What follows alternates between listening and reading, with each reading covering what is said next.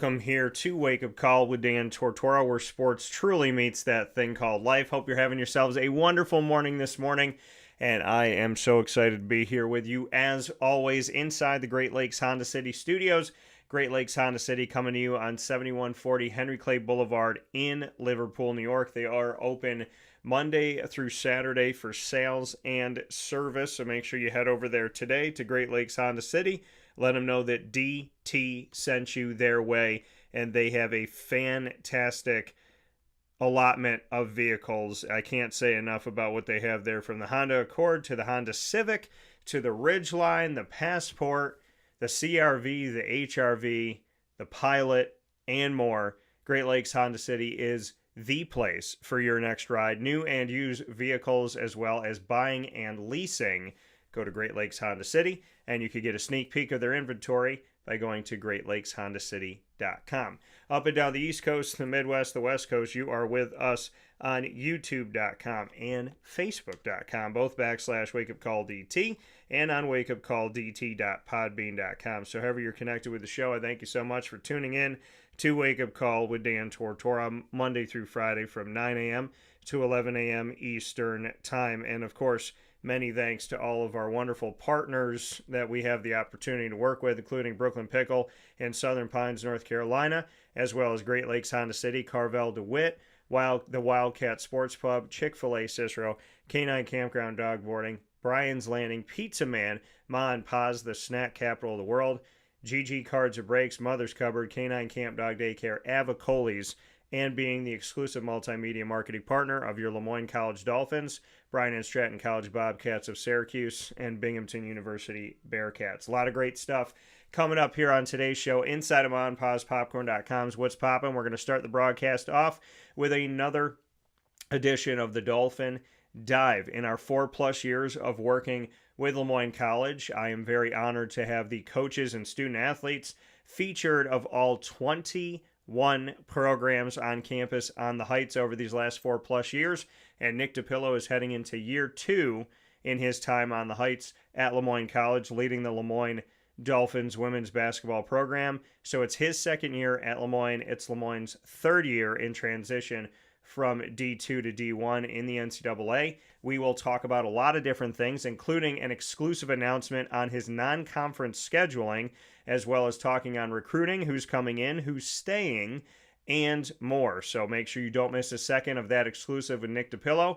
And then speaking of exclusives, we'll jump to another one in our exclusive multimedia marketing partnership with Bryant Stratton College of Syracuse. I have the first conversation coming on the heels of signing day for Khai Pugh as he returns to Syracuse, New York. He went to school at Nottingham High School and then left for a little bit. No big deal, won a national championship in the NJCAA world and is now back in Syracuse with the Bobcats. And Khai Pugh, our special, will be coming up in hour number 2 at 10 a.m. Eastern Time. So 2 exclusives inside of our exclusive multimedia marketing partnerships here in the Central and Upstate New York community. I can't wait for you to hear them. We'll take a step aside. We'll come back with Nick DiPillo right after this.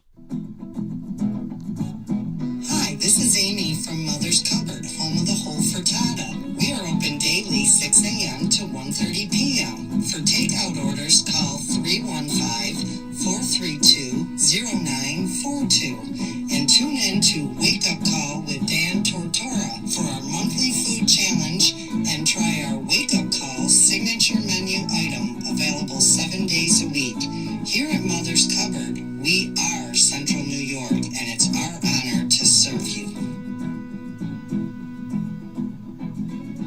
Ma and Pa's Kettle Corn and Popcorn Factory remind us that every day is worth celebrating at 201 7th North Street in Liverpool, New York. Open Monday through Saturday in-store and always online at maandpawspopcorn.com. Serving our Central New York community and beyond, order anywhere, anytime at maandpawspopcorn.com. Stop in to get a tin at Ma and Pa's on 201 7th North Street in Liverpool, New York to get your half-price refills for the rest of your life.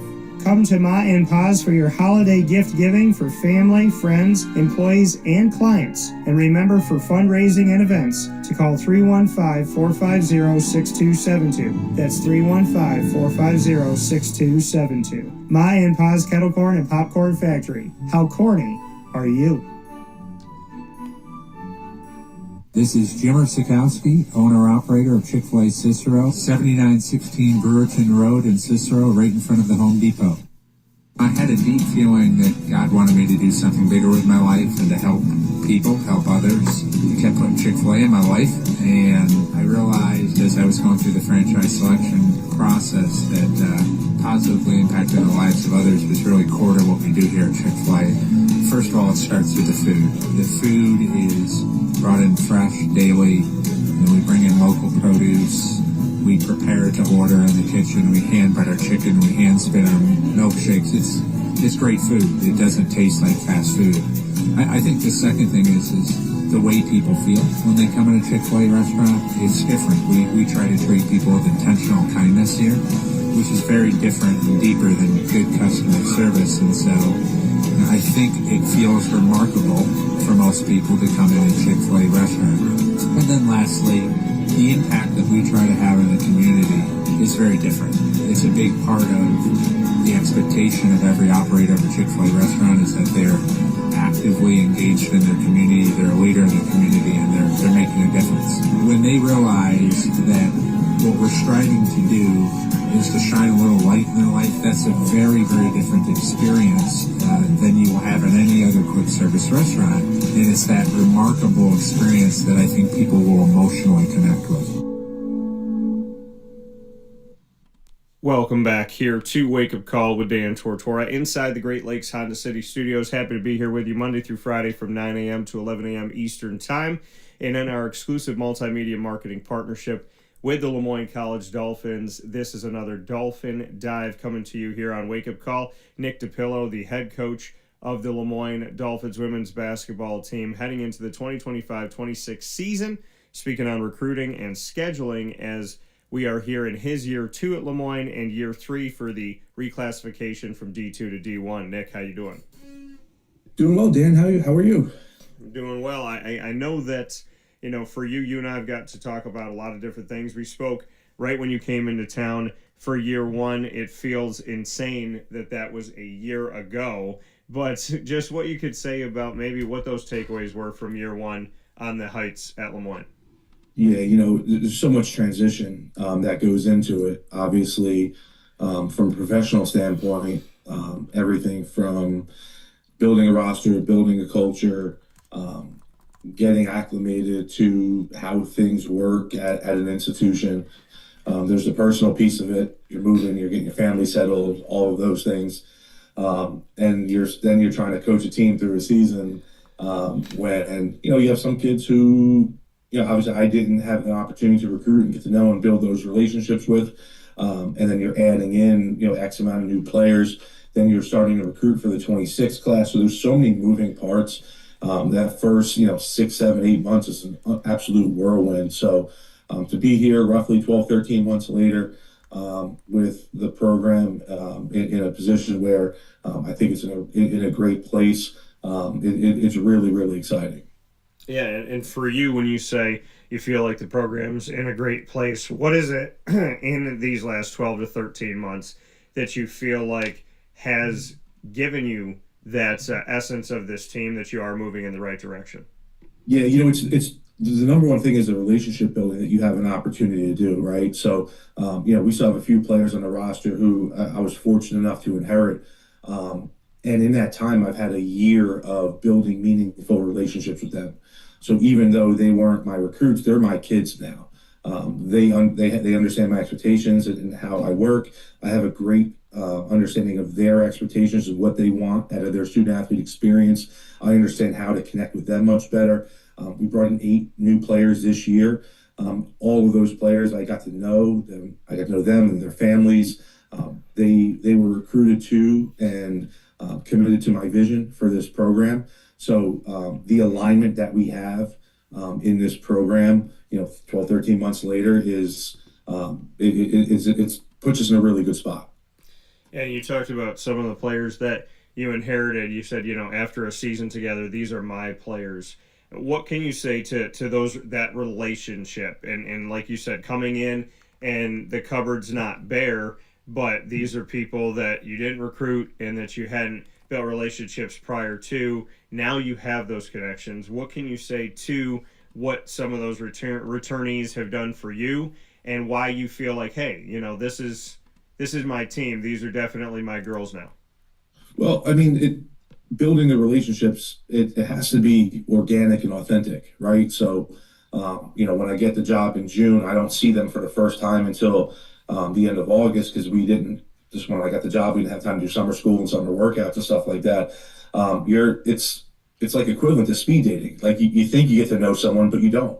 Yeah. So it takes time. It takes conversations. It takes going through, some hard times, which we did during the season this past year. Then it takes battling through and seeing success for them individually and for us as a team to figure out what makes them work and how to coach them and how to react to them. So, the relationship building is, like I said, it has to be authentic. And we had an opportunity with these kids to make it authentic. We had some really good postseason meetings with them, things that I think they could do better, things that I can do better to help them be more successful on and off the floor.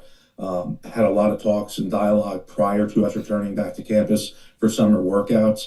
And since we've been back, just building off of that, I think you learn from every player you coach throughout the course of your career, because everyone has different personalities. There's a different connection. And I'm thankful for all of our players, particularly the returners that we have this year, to kind of push me to be better. Just like I'm always pushing them to be better. I appreciate this group for pushing me to be a better coach than I was last year. You heard a lot about Sierra Lennon coming in. Is there anywhere on the floor you think she can't shoot from? Nope. And I've been fortunate enough to coach some really good players. I tell her this all the time. I was fortunate enough to coach some really, really good players at a lot of different levels. Yeah. At the Division III level, the WNBA, and everything in between. I don't know if I've ever coached a kid with a brighter green light than she has. So as long as she's focusing on all the other stuff, which she has been, she's been great. She came back this summer in really, really good shape with a great mindset. She could let that thing fly from anywhere. Nick DiPillo here with us this morning on this edition of the Dolphin Dive. You said you brought in 8 newbies. Bring me into true freshmen, transfer portal, just what the makeup of these 8 new players is. Yeah, so it's 6 of them are freshmen, and 2 of them are transfers. One from a Division III school, one from a junior college. Without diving deep into them individually, what I can say is our roster got bigger just at every position, 2 to 3 to 4 inches bigger at every position. The overall qualities and themes of these players are high character, high work ethic, team first, culture kids who are in it for the same reasons. The alignment, bringing in these 8 with the 6 that we have coming back, it's really, really exciting for us to have depth of talent, depth of size, depth of skill, and an abundance of character and enthusiasm. Our practices, I think today's our 7th practice that we're about to have. The gym is so much louder. The energy is huge, and that's just a testament to who we have coming in and the returners that we have opening up to each other, welcoming each other, and really just having a sincere excitement for what we're building here. You talked about getting bigger at every position. How important was that for you to have a few more inches at each spot from what you saw last year? Well, it never hurts, and I don't necessarily think we lost any games because of size last year. I think the players that we had, they played bigger than what they were. But with that being said, if you can have really good skill with size, it definitely helps. I mean, 2 of our freshmen that are coming in or that are here now, one's here now, one is still playing in Ireland right now for the Irish national team, the U20 World Championships coming up. They're 6'2", 6'3", and we just didn't have that last year. And even though they're young, they're big and they're skilled and they have high basketball IQs. And, it's a nice luxury to have. Like we just look a little bit different when we get off the bus this year. Yeah, and for you, when you looked at last season, like you said, making this transition, you've been at all different levels. You've been in the pro world as well. So to come to this team last season and go through the season inside of the Northeast Conference, the NEC, what were your takeaways of what you saw within the conference, and how did that affect how you recruited stepping forward? Yeah, listen, FDU was the class of the conference last year. They ran the table. They had a fifth year senior laden team, so experience mattered. But the outside of them, we beat everybody else in the conference, right? So we won at least one game against everyone else in the conference. What I took away is that the margin for error is extremely, extremely small on any given night. Stonehill was the clear number 2 team in the league. We were fortunate to play a good game, beat them on our court, had another opportunity in the playoffs and end of the regular season, despite where we were last year. Our big theme for this summer has been details and focusing on the little things and just having an understanding that the smallest of details have the greatest consequences. As we fix those things, adding the talent, adding the size, adding reviving the character and all that stuff within our locker room, we strongly believe that we're positioning ourselves, despite our youth, to make a huge step forward this year. Well, like you said, the players returning, those are your players now. You built those relationships.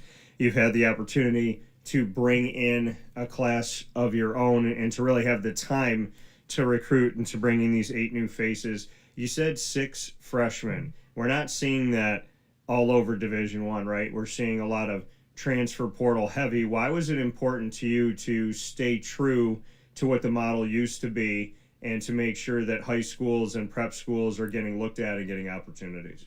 Yeah, for a lot of reasons. And I'll tell you, I think Moyne's a special place and we have a lot to offer, right? So I'm a big believer that if we can recruit with purpose and recruit to not only the philosophy and the mission of my program, but to the college, not only can we recruit highly skilled student athletes who want to get a great experience on and off the court, we can also retain those student athletes. And I'm a big believer that, at the mid-major level, that the best programs are always going to be built through freshmen and developing those freshmen and retaining those freshmen.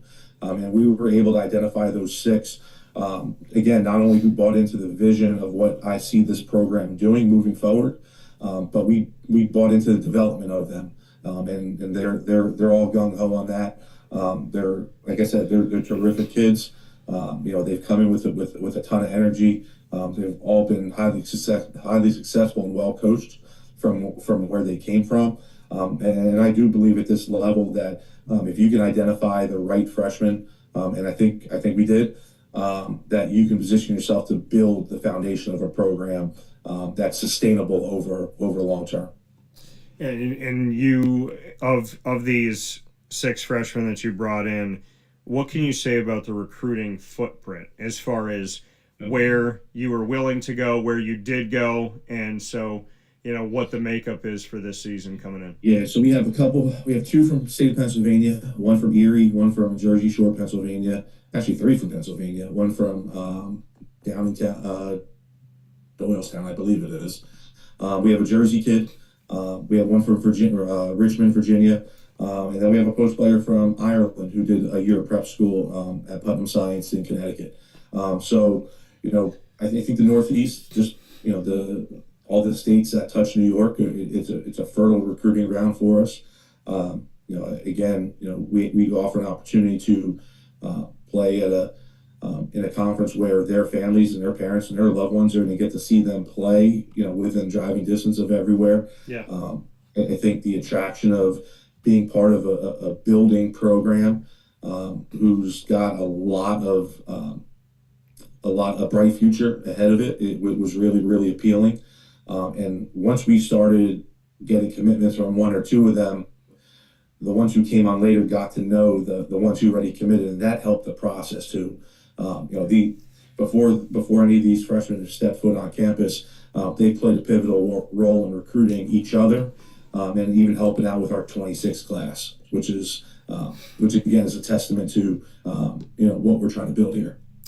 Well, yeah, and like you said, I mean, the Northeast area, a fertile ground when it comes to finding what you need here in the basketball world. Do you, I mean, as far as the New York circuit, what can you say to maybe what you've seen? Is there a thought of anything local, a thought of anything state of New York, Long Island area, the boroughs? Have you looked into those pieces as well for the future? Yeah, no question. Some of the more prominent talent in this upcoming 26 class is kind of all based in that Western Central New York area. Some of the better AU programs are based out of those areas. So we're excited, and we're involved with a couple really talented players in the next couple upcoming classes who are very local to us. Which is definitely super exciting.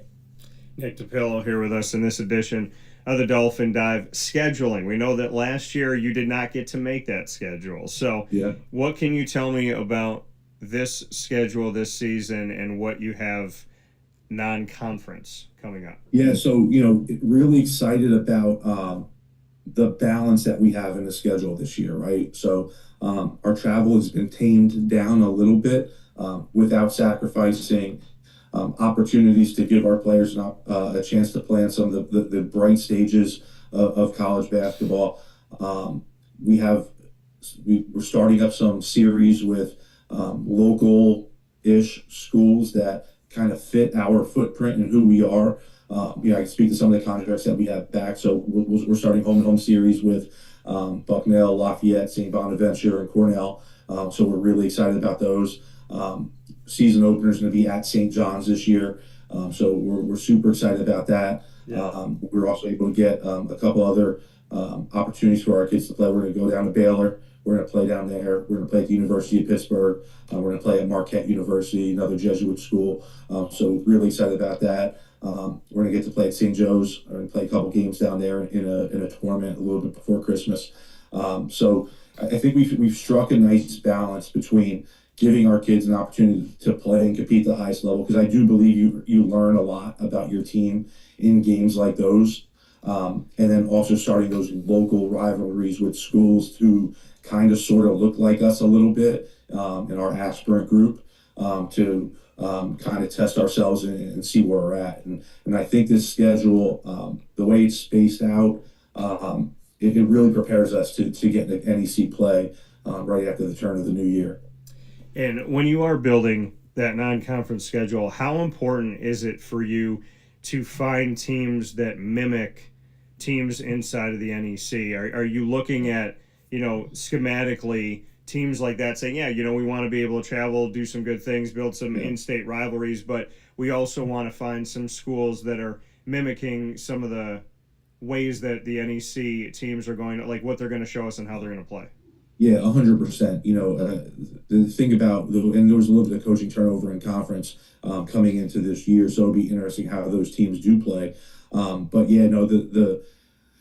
the diversity of how teams play on both ends of the floor is pretty vast in our conference. So I do think our non-conference schedule reflects that. I don't think there's going to be much that we see in NEC play that we wouldn't have gone up against in our non-conference schedule. And like you said, that was definitely by design, just to make sure we're seeing a little bit of diversity in, the structure that teams do and don't play with offensively, and defensively, what the history is with how some of those teams play. Obviously, you play the Pitts and the Marquettes and the St. John's and the Baylors of the world. You're testing yourself at another level from a size and athleticism standpoint. But again, I think for us, that's really testing the fight level of our players. And, from what I've seen so far in these early practices, they're excited about those games. It's not going to be one of those, we have to go play at Baylor. That stinks. We're excited. We're going to play in front of, 10 to 12 to 15,000 people against a team that might go to the Sweet 16 or better this year. This group craves that, which is exciting. And before I let you go, and we'll jump into rapid fire in a second here. Yep. For you stepping forward, what did you learn about yourself in this past year? Like I said, you've been challenged in all different nooks and crannies of college basketball and pro basketball. What did you learn about Nick DiPillo as you step into this season? Yeah, just, a couple things. Obviously, giving yourself grace through the process. Never wavering from your vision. I think prior to taking this job, even when I took the job, it's a build, right? It's not a year one. You come in, you snap your fingers, and you're where you want to be. So through the ups and the downs, finding the small victories every day that reinforce your vision and reinforce and kind of give you reassurance that what you're doing is working. And for me, there's been no better reassurance in that than when our players came back, and I go back to the returners. Sierra and Michelina, obviously they're the two seniors coming back, but also Eli and Jess and Amaya and Sid. The way they came back with open-mindedness, with a love and a passion for attacking this summer head on, just shows how important and the reaffirmation that the relationship building, the time that we put into that, how important that's been, not only for the program, but for them individually, and then for our relationship as well. And when you talk on relationships, two of your assistants coming back, Casey Filio as well as Maya Jackson. You're bringing on Emma Boslett. Just what you can say about bringing Emma in and why it was important to have Casey and Maya, who came in with you, to continue with you. Yeah, with obviously Emma just graduated from St. Joe's, a fellow Jesuit institution. She was, I call her a self-made player. I knew her when she was in high school. I was at Seton Hall at the time, so I kind of got to see her evolution and her growth as a player. And she was someone who as a freshman probably didn't have the role that she wanted to, but developed and worked and grinded and became the starting point guard on a team that had one of its best seasons in program history, at least in recent memory. And in talking to her head coach, Sidney Griffin, who I've known for years, not only was Emma's play a huge part of that, but her ability to galvanize and reinforce and build team culture was a big reason for that. And as we kind of identified what our staff, what we needed to complement with Casey and MJ, that was huge. And it's only been a couple of weeks with Emma, but she's kind of went above and beyond with it, reinforcing and reconfirming why that was a great decision for us. With just who she is as a person, the way she's connected to, related with our players, met them where they are, and been able to share her experiences as student athlete. And obviously with Casey and MJ, the trust with those two is marrow deep. Their ability to create lasting relationships with our players, with recruits, with people in the area, with people on campus and administration. You talk about genuine people who are in this profession for the right reasons. Casey and MJ kind of exemplify that. And for them to be a direct reflection of me and what I want this program to represent. We talk about the locker room being a good place. The coach's office is in a great place as well. That coming here from the leader of Lemoyne women's basketball. It's time for Dolphin Dive's Rapid Fire. So, Nick, what do you got for me first? It's hot as heck in Syracuse. We are in the dog days of summer. What are your summer spots in this area that you got to hit up in days like this? Oh man, when it's hot outside, stay inside. No, but I would say I love going out and seeing the movies. That's big. Superpowered Pop's our entertainment show, so I do like the air condition of that. But yeah, I mean, really just being with family. Mom's got a pool, and my grandmother had a pool growing up, so just simple things in that respect. I'm gardening now. I have my own spearmint and strawberries, and I'm really proud of myself. My Italian thumb has finally come through at 39 years old, so I am happy with that, and happy that I got a little garden going on. So yeah, I mean, I just keep it simple. When I have some time to myself, it's usually time with family, time with my dog, and now with the garden. So I would say good for you. Good for you. All right, Nick. You and I are going to be superheroes. You got to pick who you're going to be, who I'm going to be, and what city you want to protect. Oh man. Geez. I guess I'll have to go to my first movie that I watched, superhero movie that I watched growing up. So, I guess I could be Batman, you could be Robin. Okay. growing up on the outskirts of New York City, there's probably no better city to protect than that one. So, we can go with it's kind of cliche given the movie, but we'll protect Gotham City at all costs.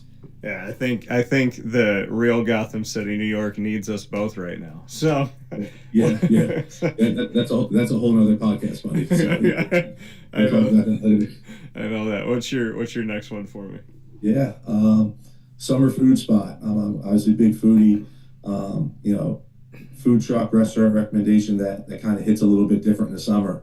Where would you go? Outdoor seating area, something like that. Yeah, I mean, you got to go to Hyde's on Onondaga Lake Parkway. Get Cooney's hot dogs. They got good grilled cheese there. They have churros now. I mean, it's definitely been a spot for my mom and I. It's been there forever and a day.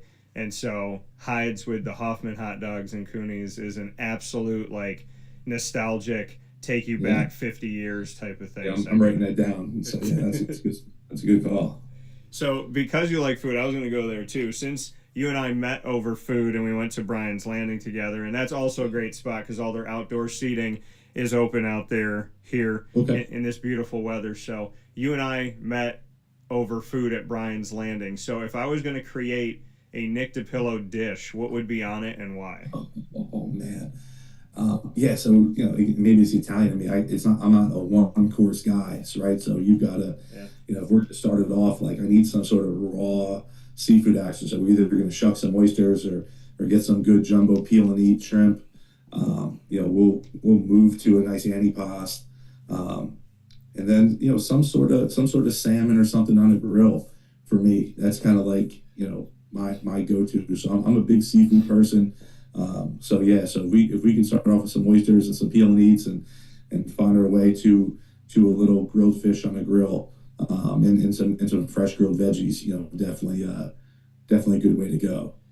Probably the best answer that I've ever gotten is that, you're Italian, you got to have multiple dishes. That's probably the antipasto.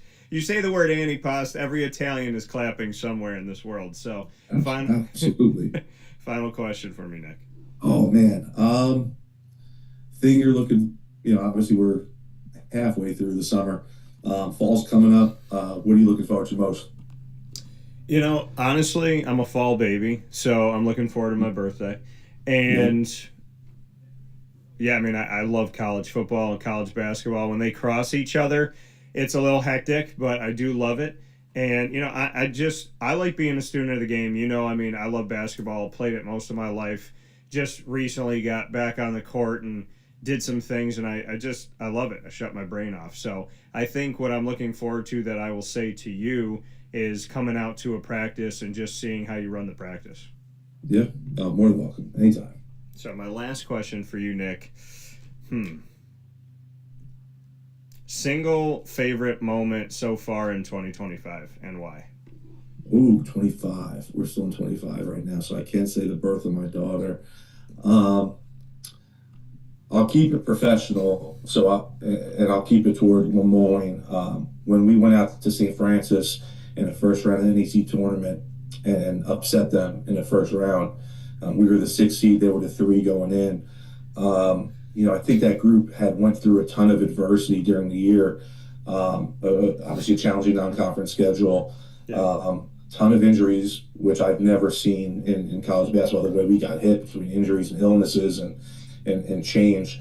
And then to have a solid, not great, but a solid NEC schedule where we definitely got better every single day. To go out there and upset the 3 seed on their home court after having playing out there a few weeks prior, they beat us pretty handily. To see the joy on the faces of our players and then to revel in that moment and to celebrate in the locker room and the bus ride was awesome going back. They deserved that.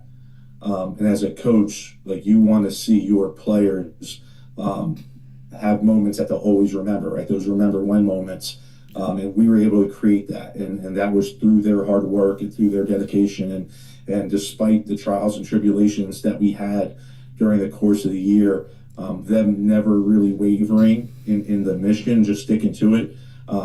Seeing that and letting them and being a part of their experience with that was definitely something I'll always look fondly back on. Yeah, and something build on in this program as we step forward into 25-26. Nick DiPillo, head coach, Lemoyne women's basketball. Make sure you go out and see them this 2025-26 season. Nick, you and I will see each other soon, and God bless at practice today. I hope you all have fun. Appreciate you. Thanks for having me on. Of course. Thank you as always.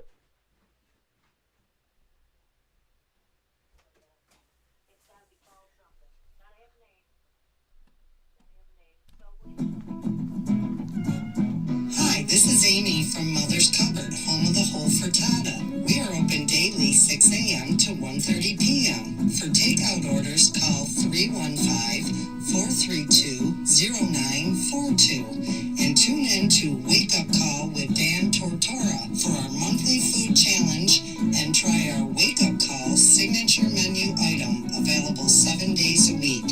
Here at Mother's Cupboard, we are Central New York, and it's our honor to serve you.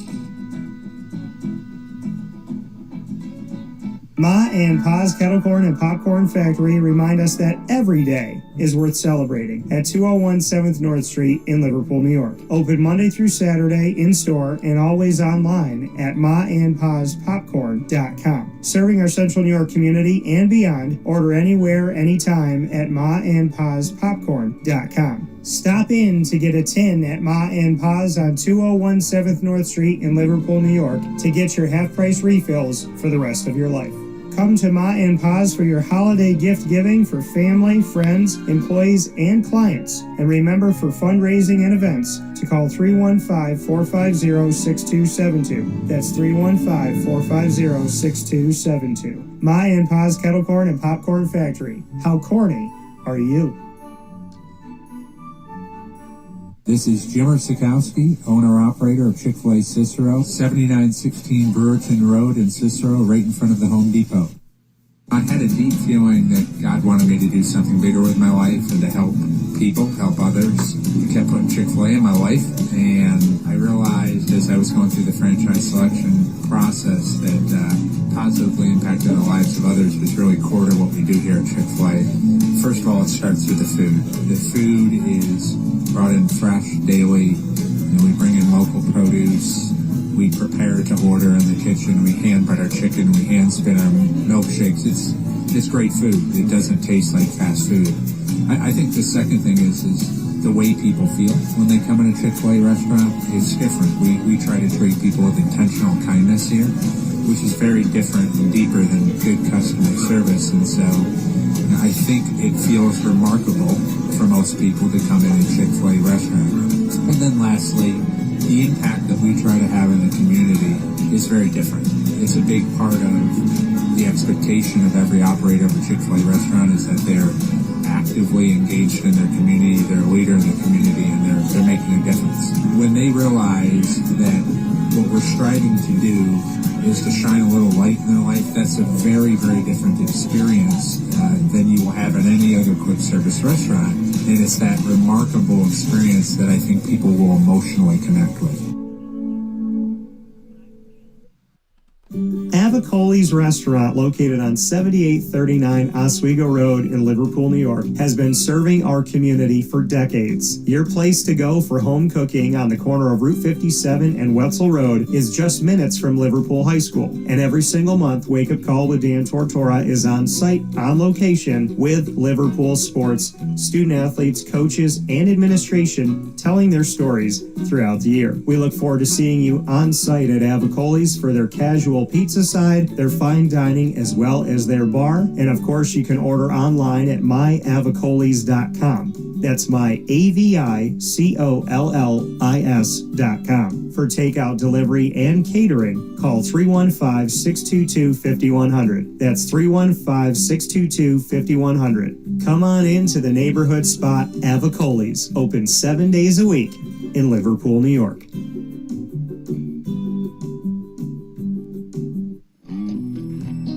K9 Campground Dog Boarding is your home away from home for your furry-loving friends. Open 7 days a week with drop-off and pickup times in the morning and later on in the day and early evening. K9 Campground Dog Boarding is the spot to trust with your dog for short and long-term stays. Call 315-299-4013 for more information. That's 315-299-4013, and go to k9campground.com as well. That's K, the number 9, KAMP ground.com, where you will find all of the information on their different cabins, which include the classic cabin, executive cabin, grand cabin, and luxury cabin. K9 Campground Dog Boarding, where your dog will have indoor and outdoor areas as well as their own private cabin for any size, any breed, as well as dogs with different needs. Dog parents and dogs alike choose K9 Campground Dog Boarding. Isn't that right, Lily?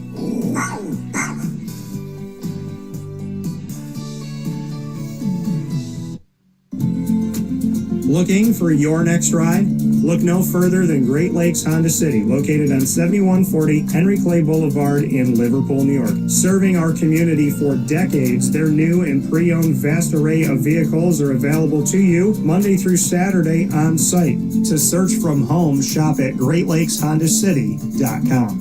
Call 315-365-5576 to set up an appointment. That's 315-365-5576 for Great Lakes Honda City, 7140 Henry Clay Boulevard in Liverpool, New York. Great cars, great people, Great Lakes.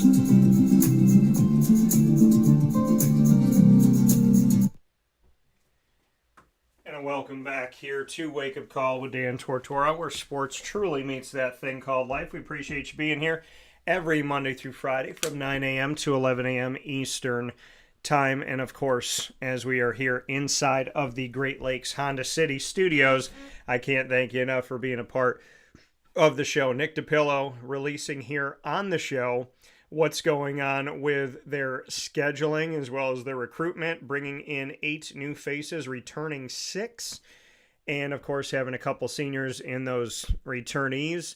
And of those 8 that are coming in, 2 coming from the transfer portal, 6 being freshmen, 1 coming from overseas and a connection to Ireland. So a lot of great stuff there, along with the fact that here on the show, here on Wake Up Call with Dan Tortora, is the first time that you have heard what's going on with the scheduling. It's not even up on Moyne's website for women's basketball. So knowing that they're going to be playing all those teams that they mentioned, that is a you heard it here first on Wake Up Call. And I thank Nick DiPillo for truly embodying what it means to be an exclusive multimedia marketing partner with Moyne College. And that's exactly what we have planned to do for Moyne of over 4 years, is to be able to bring you those messages and those exclusives. That was the whole point and the whole plan.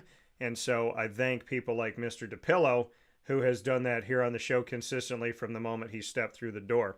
Coming up in just a little bit, in less than 20 minutes, I will be joined by Khai Pugh in my special with him from on-site, on location, on campus at Bryant Stratton College of Syracuse. Another exclusive.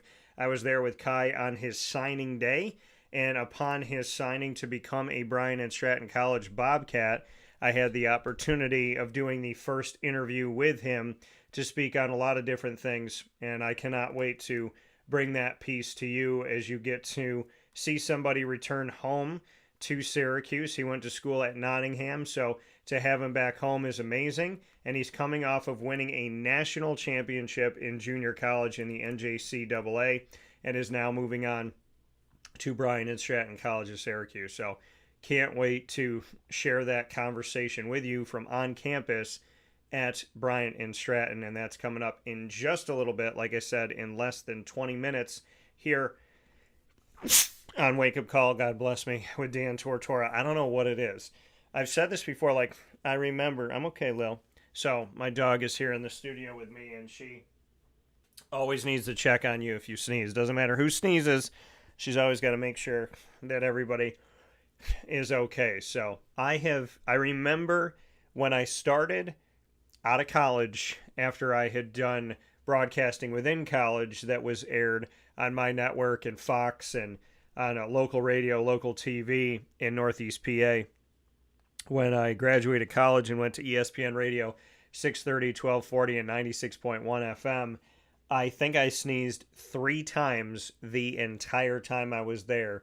And I don't know what it is with my allergies, but they've gotten worse. I hope they get better.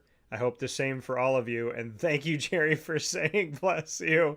You heard it. But yeah, I don't know what it is about my nose, but my nose is like, I think we should just sneeze when we're on the air. I think on the air is better than sneezing off the air. So that's what my nose does now, for whatever reason. And I felt it coming earlier on today, and here it is. So thank you, Jer. I appreciate you very much. By the way, to get into some baseball here before we jump into our next exclusive this morning with our Bobcat Buzz, I want to give a big time shout out to Kyle Schwarber, who helps the National League in winning an All-Star game that came down to a 6-6 tie. You don't see this typically in All-Star games, right? And they changed the one in the NFL and the Pro Bowl. So now we have, flag football and whatnot, because the Pro Bowl game was not really a game. It was just like, two-hand touch football. And so making it flag football kind of, states what it already was in a way. And so that's what that's become. And then when you look at, basketball, there's no defense in the NBA with certain teams and certain players. And so, you don't have defense in the All-Star game as well, which is pretty sad. But here in baseball, you had a tie. And so this was an actual All-Star game that felt like a regular game. So this is good stuff. And I do want to let people know here. So Kyle Schwarber, the All-Star game MVP, helped them to have the victory. And so he said, quote, "One good BP wins you a trophy these days," end quote. So this was really cool. Unlike anything in the 94 versions that had come before, this All-Star game truly unique. Thanks to a rule change 3 years ago, baseball unveiled its version of penalty kicks in soccer or a shootout in hockey. Break a tie after 9 innings via a home run derby style swing off.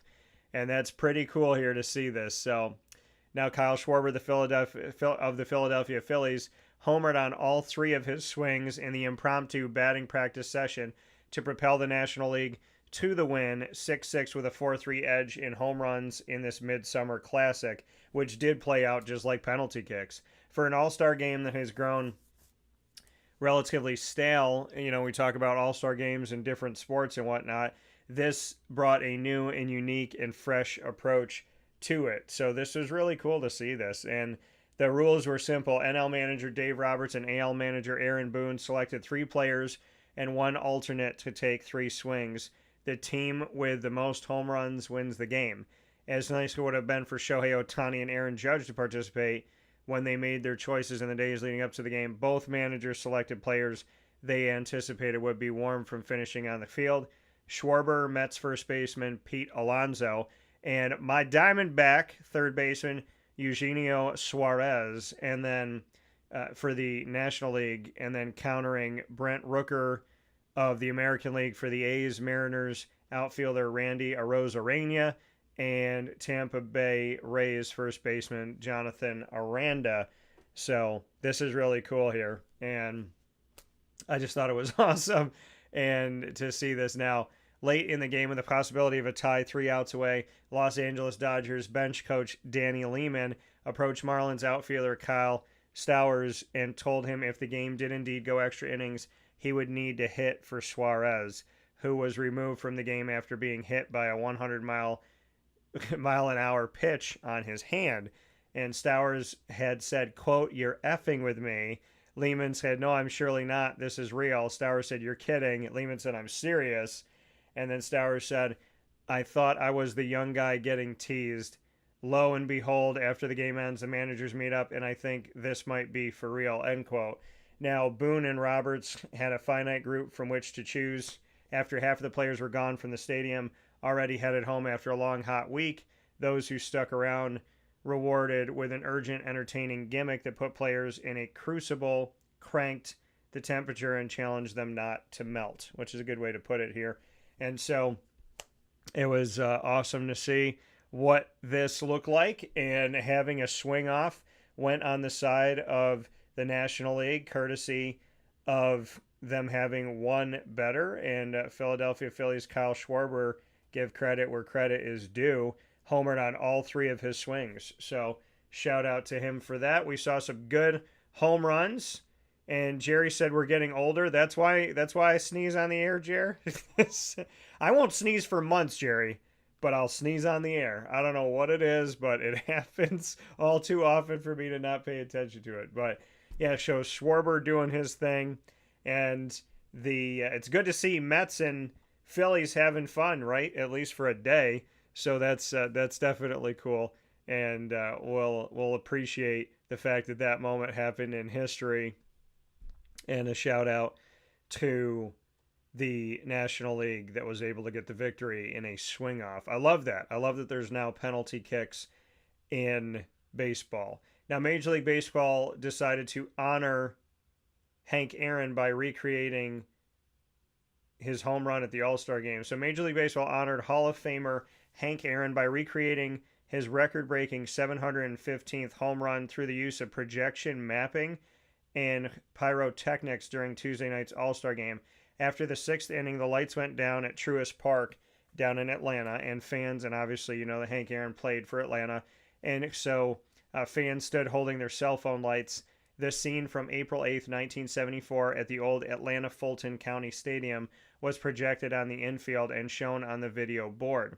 The high-tech images of Aaron and other players were seen before a blaze of a fireball launched from home plate to signify the homer that pushed Aaron past Babe Ruth's then record of 714 home runs.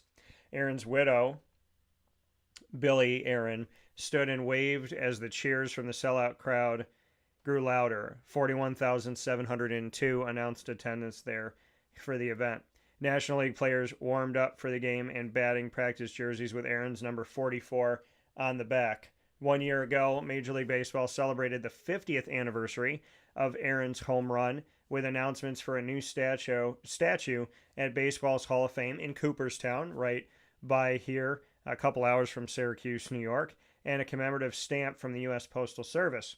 Commissioner Rob Manfred also helped honor Hank Aaron in Atlanta last year by joining the Braves and announcing the $100,000 endowment of a scholarship at Tuskegee University, a historically black university in Aaron's home state of Alabama.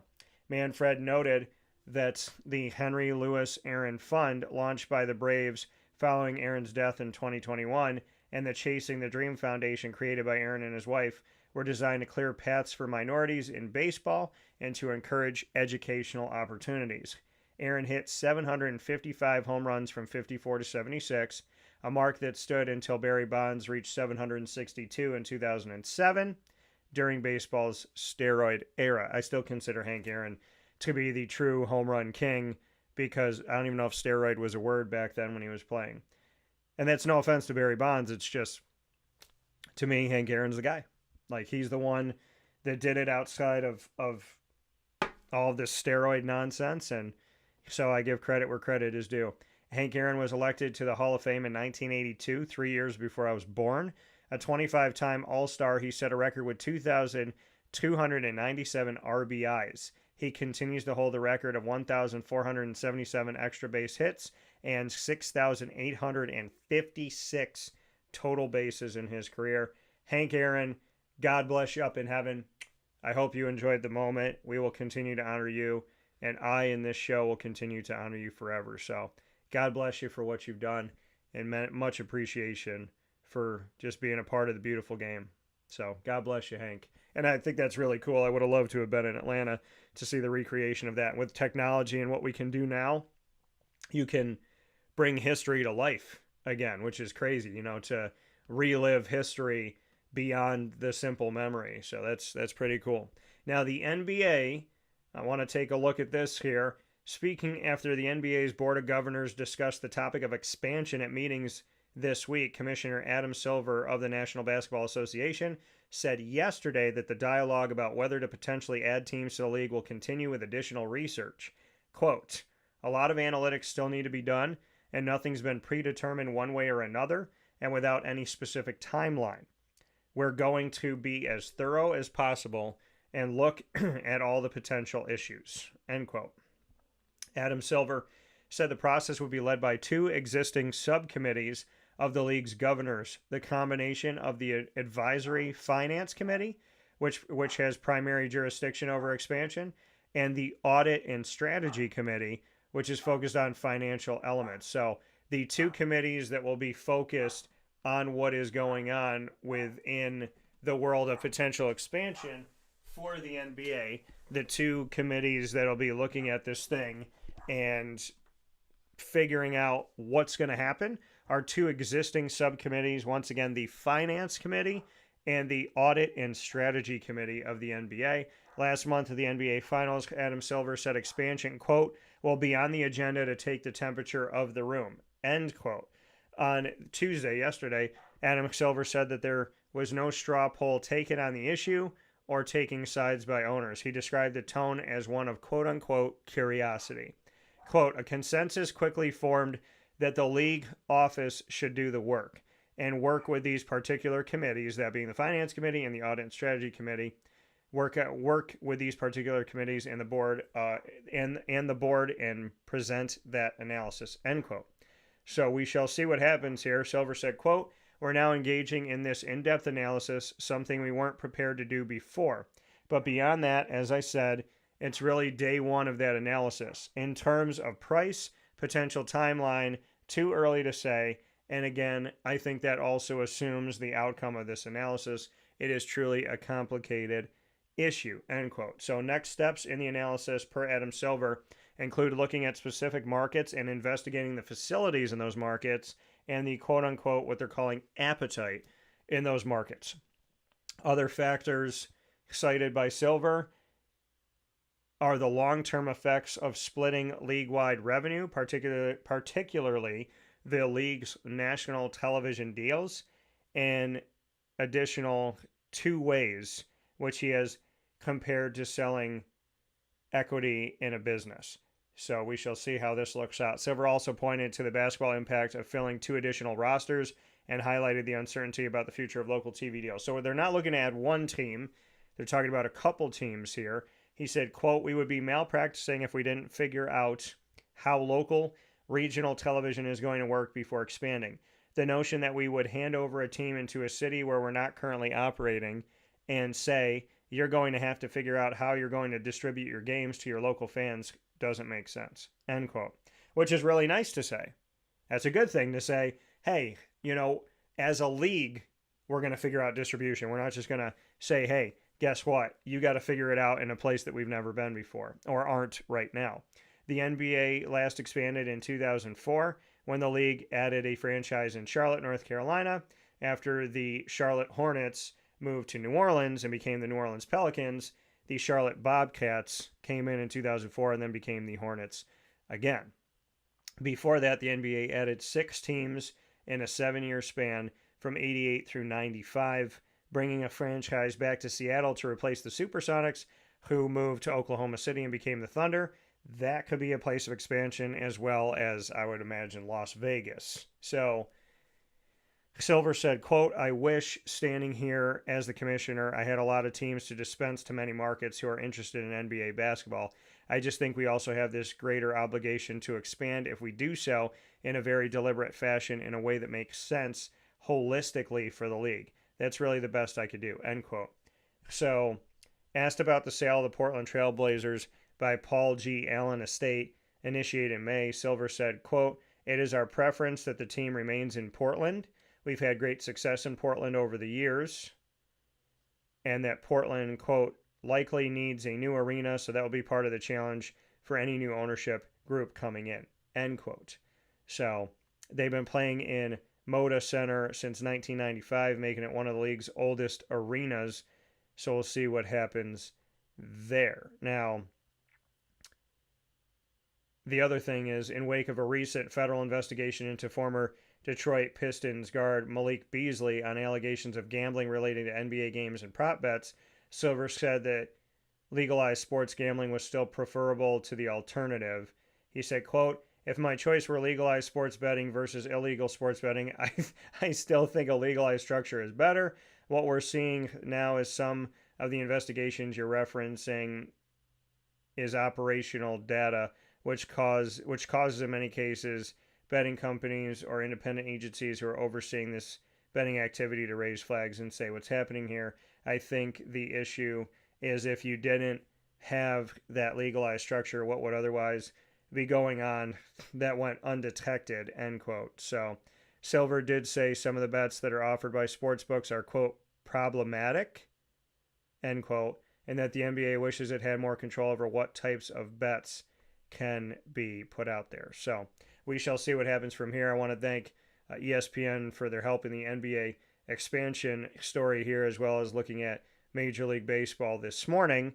And yeah, I mean, I would love to see a team in Seattle. I'd love to see the return of the Seattle Supersonics, to be completely honest with you, because I love their logos. Big fan of Sean Kemp and Hersey Hawkins and Detlef Schrempf and, of course, Gary Payton. So that would be really cool.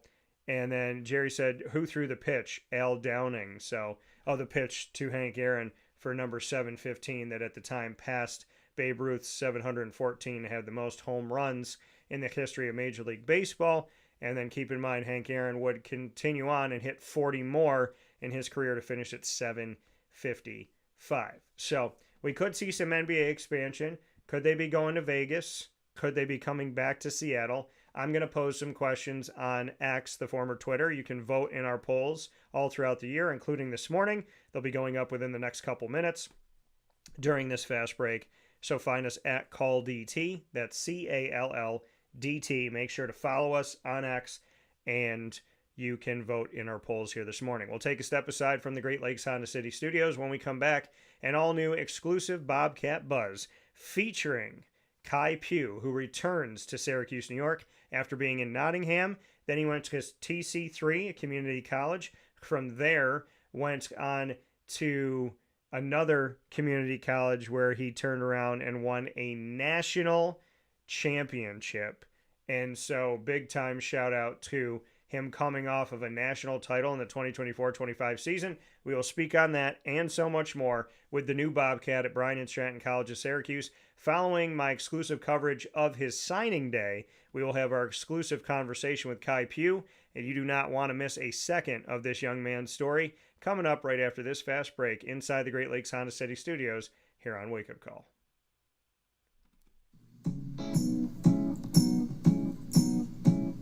In these unique times, there are those in our community that give us a sense of normalcy and positivity. Pizza Man on 50 Oswego Street in Baldwinsville has been here for you for over 35 years and is here now. Call 315-638-1234 or order online at pizzamanbville.com to bring those familiar tastes into your home. And remember to come see our monthly on-site broadcasts centered around the community and our Baldwinsville Bees. Pizza Man in Baldwinsville. Any way you slice it, they're always here for you.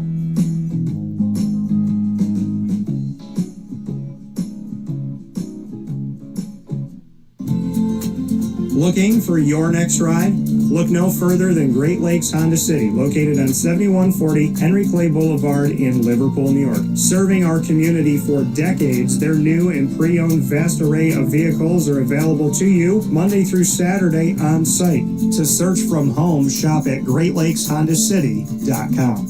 Call 315-365-5576 to set up an appointment. That's 315-365-5576 for Great Lakes Honda City, 7140 Henry Clay Boulevard in Liverpool, New York. Great cars, great people, Great Lakes. All right, you need to come out here and get yourself the Brooklyn Pickle. I was talking about this with one of my buddies. I was like, yo, there's no better sandwich in the state of New York than the Brooklyn Pickle. And now that I found out that they're going down to North Carolina, we are taking over your taste buds everywhere you are, wherever you're going to be. You need to get yourself out to the Brooklyn Pickle. Pinehurst, you just realized that you found yourself the best sandwich shop that you're ever going to have. This is a glorious moment. It's a blessing to your community. You're welcome. Brooklyn in the house, baby. Go over to the Brooklyn Pickle. You already know what it is. You heard the man. Head to Brooklyn Pickle Pinehurst on 1788 Old Morgantown Road in Southern Pines, North Carolina.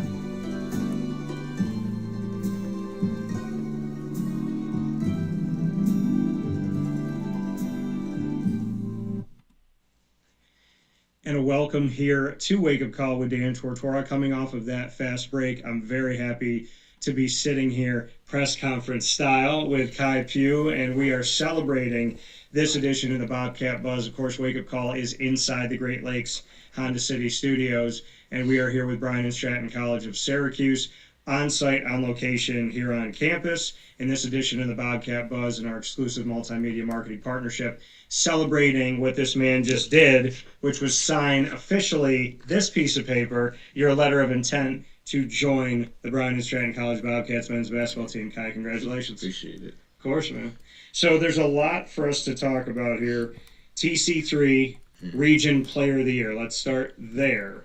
Just what you take away from your time at TC3. So TC3 was definitely a good atmosphere to like get my foot into college basketball, being that I took a 4-year break from basketball after high school, ended up moving down south for a little bit.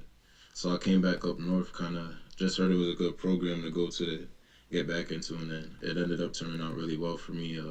Had a bunch of gym time, access to the gym 24/7, so I was able to practice a lot, get a lot of shots up on my own. Put in like 2 hours before practice, like 30 minutes after practice, so get about 5 hours of basketball in a day, and then it just kind of like showed during the season. It worked. So what made you decide, like you said, you took a bunch of years away from basketball. Why did you do that? So after high school, I moved down south because my mom lives in North Carolina. She moved there about, I think I want to say my freshman year of high school. What part? Charlotte, North Carolina. All right. So I didn't. Shout out to Charlotte. Yeah. Love Charlotte. So I didn't see her for about a few years, and she had a little brother who was like 2 at the time, and she needed help with him. So I moved down there, helped her out with my little brother. Like with my first check, I gave her like $400 to buy him clothes and stuff. So, and I was watching him all the time, so I was basically just helping her out with my little brother, being a big brother. And then I just ended up moving back here and getting back into basketball. But down there, I just helped my mom out a lot because I missed a bunch of time with her too. So knowing that your mom down in Charlotte, like you said, when you graduated high school, you chose family over basketball, family over something that you also love. How tough of a decision, or was it an easy decision to put all the time into family? It was like a bittersweet feeling because at the same time, like at that time, all I knew kind of was like basketball. I didn't know like what my life would kind of be after high school because I played basketball my whole high school career. But just seeing my family again and just spending time with them, like the love from them basically helped me stay, like not miss basketball as much. But I played pickup like a couple times a week down there. And down there, a bunch of people were like telling me I should go to school because I was 17 when I graduated. So down there, they were like, "You're only 17?" Like, so I've been hearing it for a while. People telling me to go back to school and play basketball. And I just finally did it one day. So taking all that time away, though, like you said, you were still playing pickup. You were still keeping yourself involved. What called you back eventually to basketball? Just when I had I had a kid named Jakai, my first son.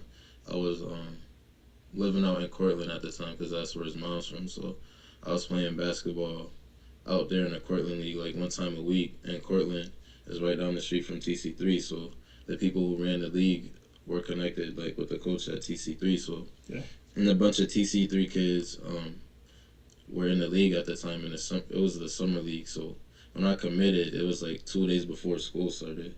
So I wasn't even planning on going to school. It was just like last second, just sign up kind of thing because I played against the whole college team in like the summer league game, and I had a crazy block that somebody caught on video that went like crazy out there.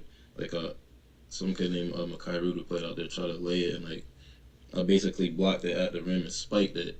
And everybody started laughing, and they were like, "Nah, you gotta go play college. Like, you just dropped 30 points on the whole college basketball team." And like, they took that league so serious, they put the whole college team on it.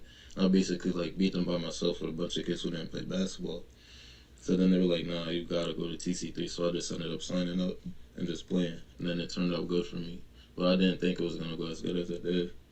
Well, and you said, helping out your mom for as long as you did. Why come back at the time that you did? to upstate New York? So the time I came back, me and my mom, we were arguing a little bit, so she kind of just didn't want. I was like getting older at the time. I was like working harder on it, so I bought my own car and a bunch of stuff like that. So I had like a bunch of money. So I was like going out like in Charlotte. I had like my uncle's ID, so I was going out in Charlotte. Like I was like 18, 19, just going out, like just going out and partying a lot at the clubs and stuff. And my mom was like, "You too young to be doing that." But like I was coming in late at the house, but I was like at that time I didn't understand it because I was still young. So she was like, "You need to go back to New York because it's too much like stuff you could do down here." So I came back up to New York and just kind of like noticed I took stuff down there for granted, and then just kind of locked back in. So you spend your time down there, you spend your time away from basketball, that family time, and then thought, hey, it's time to come back here. And then, like you said, you basically took it to an entire team by yourself. You go into TC3, and then from TC3 you go to Mohawk Valley Community College. Bring me into the change there and why you decided to go to MVCC. So I decided to go to MVCC because I want to say about half. I think it was one of the last games in the first half of the season where we played Mohawk, and my friend Travis Gray went there. He called me before the game. Who's at Wagner now? He played at FIU in Mohawk. He called me. I was like, "Yo," he was like, "You played my old school today." He was like, "You better kill them." He was like, "They're a good school, whatever." He's like, "They got some good players." He was like, "If you kill them, then I'll say like you nice at basketball again." Like he always joke and call me trash. So he was like, "I'm not gonna say you nice unless you cook my whole team," because he was saying that's like the first like real good team y'all played so far. And I was like, "All right." I was like, "I'm gonna give him 20, like 25." I was like talking crazy back, and he was like, "All right, cool." So I ended up playing them, had like 25 points, like 8 rebounds and 7 assists or something, but like shot like over 50%, played really good. We ended up beating them by like 10. And then a couple of their players just liked my game, and Coach Fuller liked my game, so they seen how I ended up playing in the playoffs really well. Like my first playoff game, I had like 30 points, 12 rebounds. Second game, I didn't play that well in the playoffs. We lost to Herkimer. But he was basically like seeing I was hurt and like seeing how they all collapsed on me, like game plan for me. So it was like hard for me, and then he basically said, "Come play with a good team, and like your game will open up, and I'll teach you like how to play college basketball for real." Cause like I took a 4-year break, so I kind of still needed to learn stuff and come back. So he basically like helped me develop more, and I just got in the gym more, and then just being around a bunch of good players helped me basically open up my game. So at Mohawk Valley Community College, you won a national championship. Mm-hmm.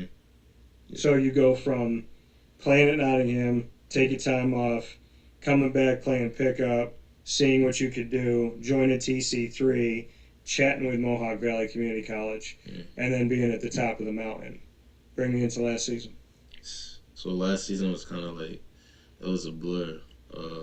So beginning of the year, preseason was really good. Like I basically kind of showed everybody like what I could do. I came in and kind of like solidified my spot. First 3 scrimmages, I played well. I started and all them. The only kind of bad thing I have is a couple like turnover errors in the beginning because of the chemistry and stuff like that. But besides that, like points, rebounds, and assists, and defense, I was always good at. I was good in all those categories. But ended up, one of our players got into an altercation during the 3rd scrimmage. I ended up going to the bench with like 6 minutes left for a sub, and then the backup point guard went in. So like a minute or 30 seconds after I checked out, a player on their team pushed one of our players, and he kind of like pushed him back, and then there was an altercation. And I stepped on the court to break it up with some of my other teammates, and like 8 of us got suspended from the first 2 games of the season. And then the second game of the season, we played Herkimer. So a bunch of us were mad because we wanted to beat Herc. Like, they had a rivalry versus Herc, and then Herc knocked me out of playoffs last year. So it was kind of like a thing for me. So we all wanted to play, and we couldn't. But the backup point guard ended up getting the start, and they won both games without a bunch of us starters. So he kind of just left him in a starting spot, and I kind of had to figure out a role from there. Because I always thought I was going to get my spot back, and I was kind of like, going out for like, yo, what am I gonna like in my spot back kind of thing? And he's like, nah, we're good, we're fine, we've been winning like this way, let's just keep it this way. So that I kind of took on a more of a defensive role and like pass first and like just kind of play a spot up role and just found out where I could play within the game. But it taught me like other ways, like without having the ball in my hand, I could impact the game in many ways. Like I already knew I could, but I just excelled in like defense. Like that was the main thing I did. I just try to go out there and play defense and bring energy every time, and then it taught me how to like value every minute and every second. Like I don't know how long I'm gonna get, so when I go out there, I'm gonna make sure I make the right play. Or when I do shoot or do try to shoot a shot, I try to make every shot I got. So I shot like 58% last year from the field and like 56 from the three. I didn't take like high volume of both, but when I did take high volume in games, I made like high volume. So it just kind of taught me to basically go out there and be efficient and utilize every second. Well, and like you said, I mean, you went from people seeing you take on a team by yourself to seemingly being individualistic in your game to having to learn last season how to be a part of a team. Mm-hmm. So where would you say you are now when it comes to being team over self? Right now, I'd say I know it takes 1 through 15, like in practice and every day. Like there became a time where I slid like out of the rotation completely, but like I let it get down on me at first, but then I just had to talk with a couple of the assistant coaches in Fuller, and I just stopped letting it get down on me. Then I started grabbing like a group of 4 or 5 of us and put us in a group chat who didn't really play much, but we were all capable of starting at any school in our region and talented. So I just took us all to the gym every day, and we just got workouts, and then we ended up just like playing one-on-one at the end of the day or twos. Like I'd always put us through a whole workout, and then we'd play ones or twos after and just get better every day. So that when we did get into games, like we were always confident in our games. So that just taught me like how to be a team and like help everybody 1 through 15. And then I was still cool with the starters too because I was a former starter. So it showed me to be connected 1 through 15. And then I developed like good on-court communication skills. What I wasn't strong at TC3. When I went to Mohawk, I was more vocal like on both ends. So it taught me leadership skills too. So it just basically taught me like real life college basketball. Like, and I would say in high school, in my first year coming back to college, I didn't really understand that fully, like how college basketball worked. But once I went there, I kind of understood like how high level basketball really supposed to be. Because Fuller knew what high level basketball looked like, and he ended up going to Bryant this year to coach as an assistant. So he kind of just showed me like when you make it D1 one day, like I'm gonna make sure you're ready. So, but yeah. And like you said, I mean, going through this experience taught you how to be a team player. Now that you've won a national championship, what do you think the pillars are for a program in order to win a national championship? I think it starts with day one, the conditioning, because we're big on conditioning and lifting and just staying consistent at it, getting like even to the right sleep, stretching every day. I learned how to stretch a lot last year from my teammate named AJ. He was like very flexible, and I just learned from him like, yo, teach me how to stretch. He was like, your body gonna feel way better. So even little things like that, stretching, like diet, I started drinking more water, eating different, make sure my frame stayed apart, just every little thing, and then just staying a brotherhood too. You can't create like separate groups.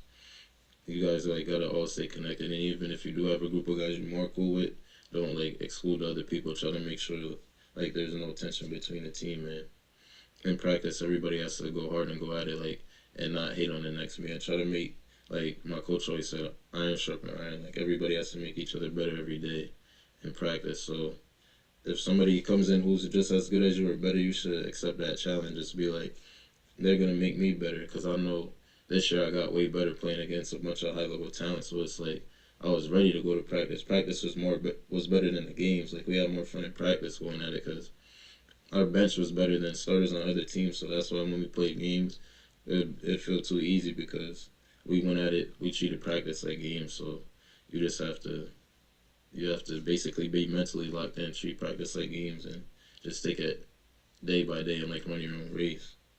So for you, with all that you learn, and I agree with all those pieces, and I think that your head coach, Clay Gagan-Sherman, would agree here at Bryant Stratton.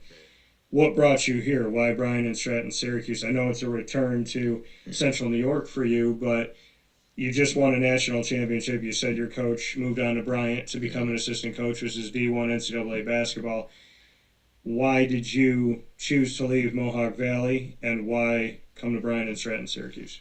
So I was done with JUCO, so it's I was looking at a few D2 4 years. So you had finished up your eligibility JUCO-wise. At JUCO, so I was looking at a few D2 4 years, and I was gonna try to reach out to some low major D1s and things like that, but I kind of just was I went on a few D2 visits. So the best one I went to was Robert Weston. I went there and competed or whatever, but the way the year kind of went, we went so deep into the playoffs, and Fuller got the Bryant coaching job, so he was very busy too. A bunch of us didn't reach out to school, so everything we were doing was late kind of thing. So it's kind of I didn't want to. And the way the year went with me coming off the bench and things like that, I didn't want to go somewhere where I didn't get to show how much better I got, and didn't get to as big of a role as I wanted. So it was a kind of thing where it was I'm just gonna trust in myself and the work I put in my game, and find somewhere I fit and they like my game. It doesn't matter where it's at, because the film and the work's gonna show. So I was kind of hesitant at first, but then he kept reaching out to me, talking to me, just staying in my ear. And then I asked around to a bunch of high-level basketball players and trainers and other coaches, and they said, I think that would be a good fit for you. Just go there, see what it's like, and just trust in yourself, because I know anything could happen after this year, and I just got high faith in the program just off what people said and listening. And I basically just was I want to give it a shot. It's close to home too. Yeah. So looking at, like you said, NCAA, and looking at D2, going over to Roberts Wesleyan, and coming here in the USCAA, and being a part of Bryant Stratton College Syracuse last season, as you know, they made it as the #1 seed in the entire country. Yeah. Coming from that national championship and now coming onto this team, what can you say because they got a bunch of guys returning, and they got a bunch of new guys coming in like yourself. Have you gotten to be around the guys at all? Have you talked, group chat, connected with anybody to kind of get a feel for that team and who was there when they were the #1 seed last year?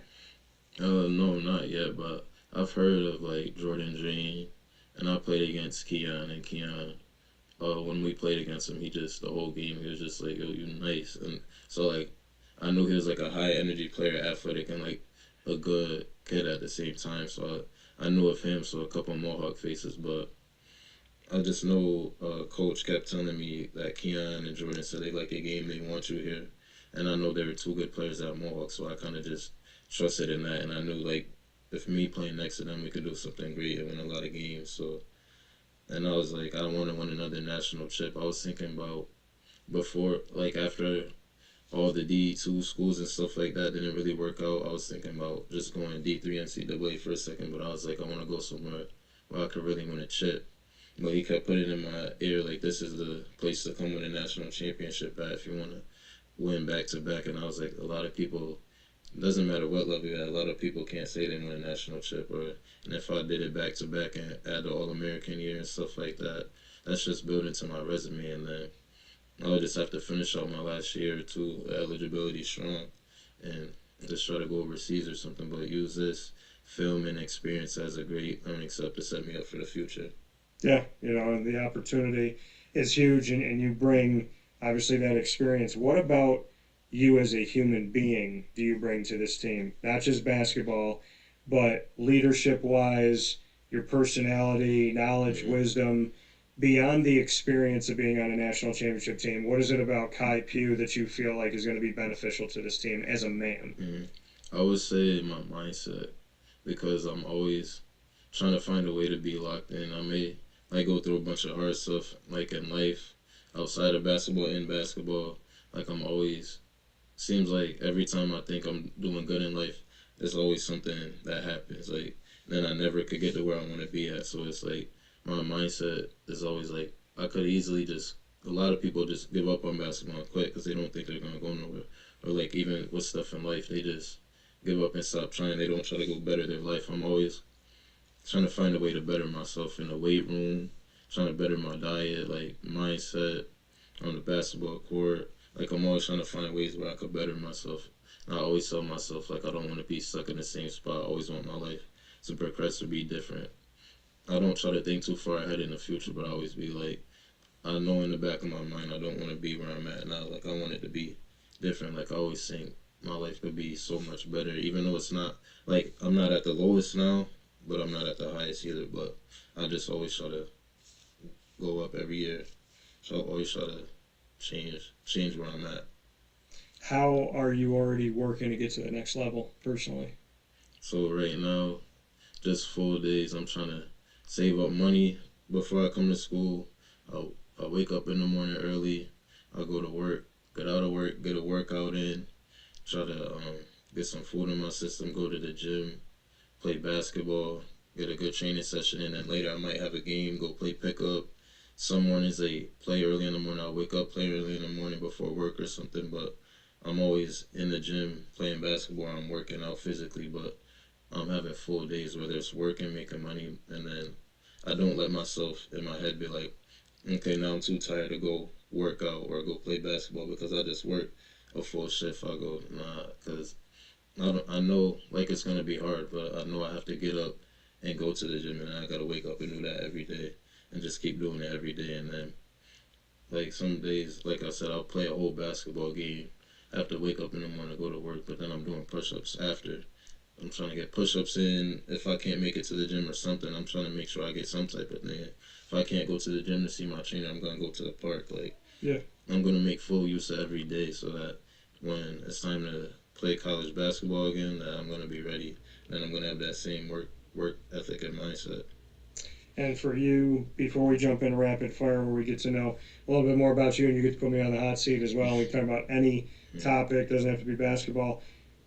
What can you say to your game itself? How would you describe how you play, who you are on the court, and what element you bring to the game itself? So I say first and foremost, so everybody always says it, and I kind of don't like hearing it a lot, but it's a good thing. People always say your defense stands out first, because a lot of people, like, when they try to, like, a lot of people who are in the game of basketball right now, they don't try to say you're good because you play defense, but, like, that's what everybody says about me first. And I always take pride in it. Like, I'm going to try to guard you full court because I'm not scared to, like, get crossover or anything like that. I'm going to check you full court. I'm going to try to turn you. I'm going to get up in your space. Like, I'm going to be physical. Like, I love playing basketball physical, so I feel like if I could shut you down, then I know we have a good chance of winning the game. I always want to be a big reason why we win the game. So if I could get a bunch of stops for us and somebody else could score the ball, then that's what it is. If I could play both ends, I'm going to do that. But I think my game is, like, fast and physical is the best way I could describe it. But at the same time, like, I know how to, like, shift people. Like, I'm shifty at the same time, and, like, I know how to get to a certain spot, and I know how to get downhill, and I know how to make reads out of that if I make the defense collapse. So I'm always trying to find a spot on the court to where I could be a big asset to the team or where I could help other people out. I'm always looking for those spots on the court where I could create. And I think, like you said, within all that you're talking about, it's not about you. It's about the team. Like you said, I'm known for my defense. If I can play my defense, do what I need to do, and then someone else can score the ball, fine. If I can do both sides, then that's great as well. Being known for defense is huge, and it's needed. You can never have enough defense, and I think your head coach, Clay Gagan-Sherman, can say that if there was a few more stops here and there, we're talking about a different season last season, and hopefully you can help be the difference this season in 2025-26. It's time to play rapid fire in this edition of the Bobcat Buzz. I'm here with Khai Pugh, and so you can ask me the first question. Any topic, any question, nothing's off the table. Favorite all-time basketball team? Start that. Your basketball knowledge. Favorite all-time basketball team? Yeah, your favorite team to watch all time. Well, I mean, NBA, anything. Okay, so my favorite NBA team has always been the Raptors. Raptors. Been a Raptor fan since they unveiled the jersey in '94. And when the team came out in '95, been a Damon Stoudemire fan, Rookie of the Year back in '95, '96. So always been a Raptor. I was laughed at. How could you like the only team that's not in America? Mm-hmm. And then they won a championship, which a lot of people thought would never happen. And in 2019, I'm still waiting for apology letters, roses, chocolate, whatever people feel, cruise tickets, whatever they want, NBA Finals tickets, whatever they want to do right by me, dinner with Kawhi, however they want to apologize. But yeah, so I've always been a Raptor fan. And then, Syracuse, New York being my hometown, I grew up Syracuse Orange and watching them when they were the Orange Men. And, I actually predicted that they would win the championship in 2003. So I can sit here and say that was one of my predictions as a senior in high school. But yeah, those have been my teams. And as Clay will tell you, and really anybody here on campus, I have built a connection with Bryant Stratton College of Syracuse, where I very proudly wear my Bobcat in a lot of different places. I brought it down to Disney with me, brought my hat out, got on rides and put it on. So definitely trying to get the logo out there, and being on the bus with the team last year, being on the sidelines, being at practice, being at games. There's something to be said about the way that this team makes me feel and the way that this college makes me feel. So I would add that Bryant Stratton has taken a piece of my heart, and that's grown over time, for sure. My question back to you, Khai. You take over my show tomorrow morning. Wake Up Call with Khai Pugh. You can have any 3 people on the show. Who do you have on my show and why? You're hosting. Definitely got to do Steph first. Okay. Steph, because just when people talk about his workouts, I gotta ask about it, and I gotta see it myself. Because I always love a good basketball workout. So if I could talk to him about a basketball workout, then get a basketball workout with him too, I'll be happy. Because I feel like I learn a lot. I feel like he has great basketball knowledge and great work ethic, and I feel like he is a good underdog story. So he could teach, I could pick his brain and hear his mindset, how he got to where he was, and what path he took, what routes he took, how he did to get there, and then basically just learn all that. And then what else I could say?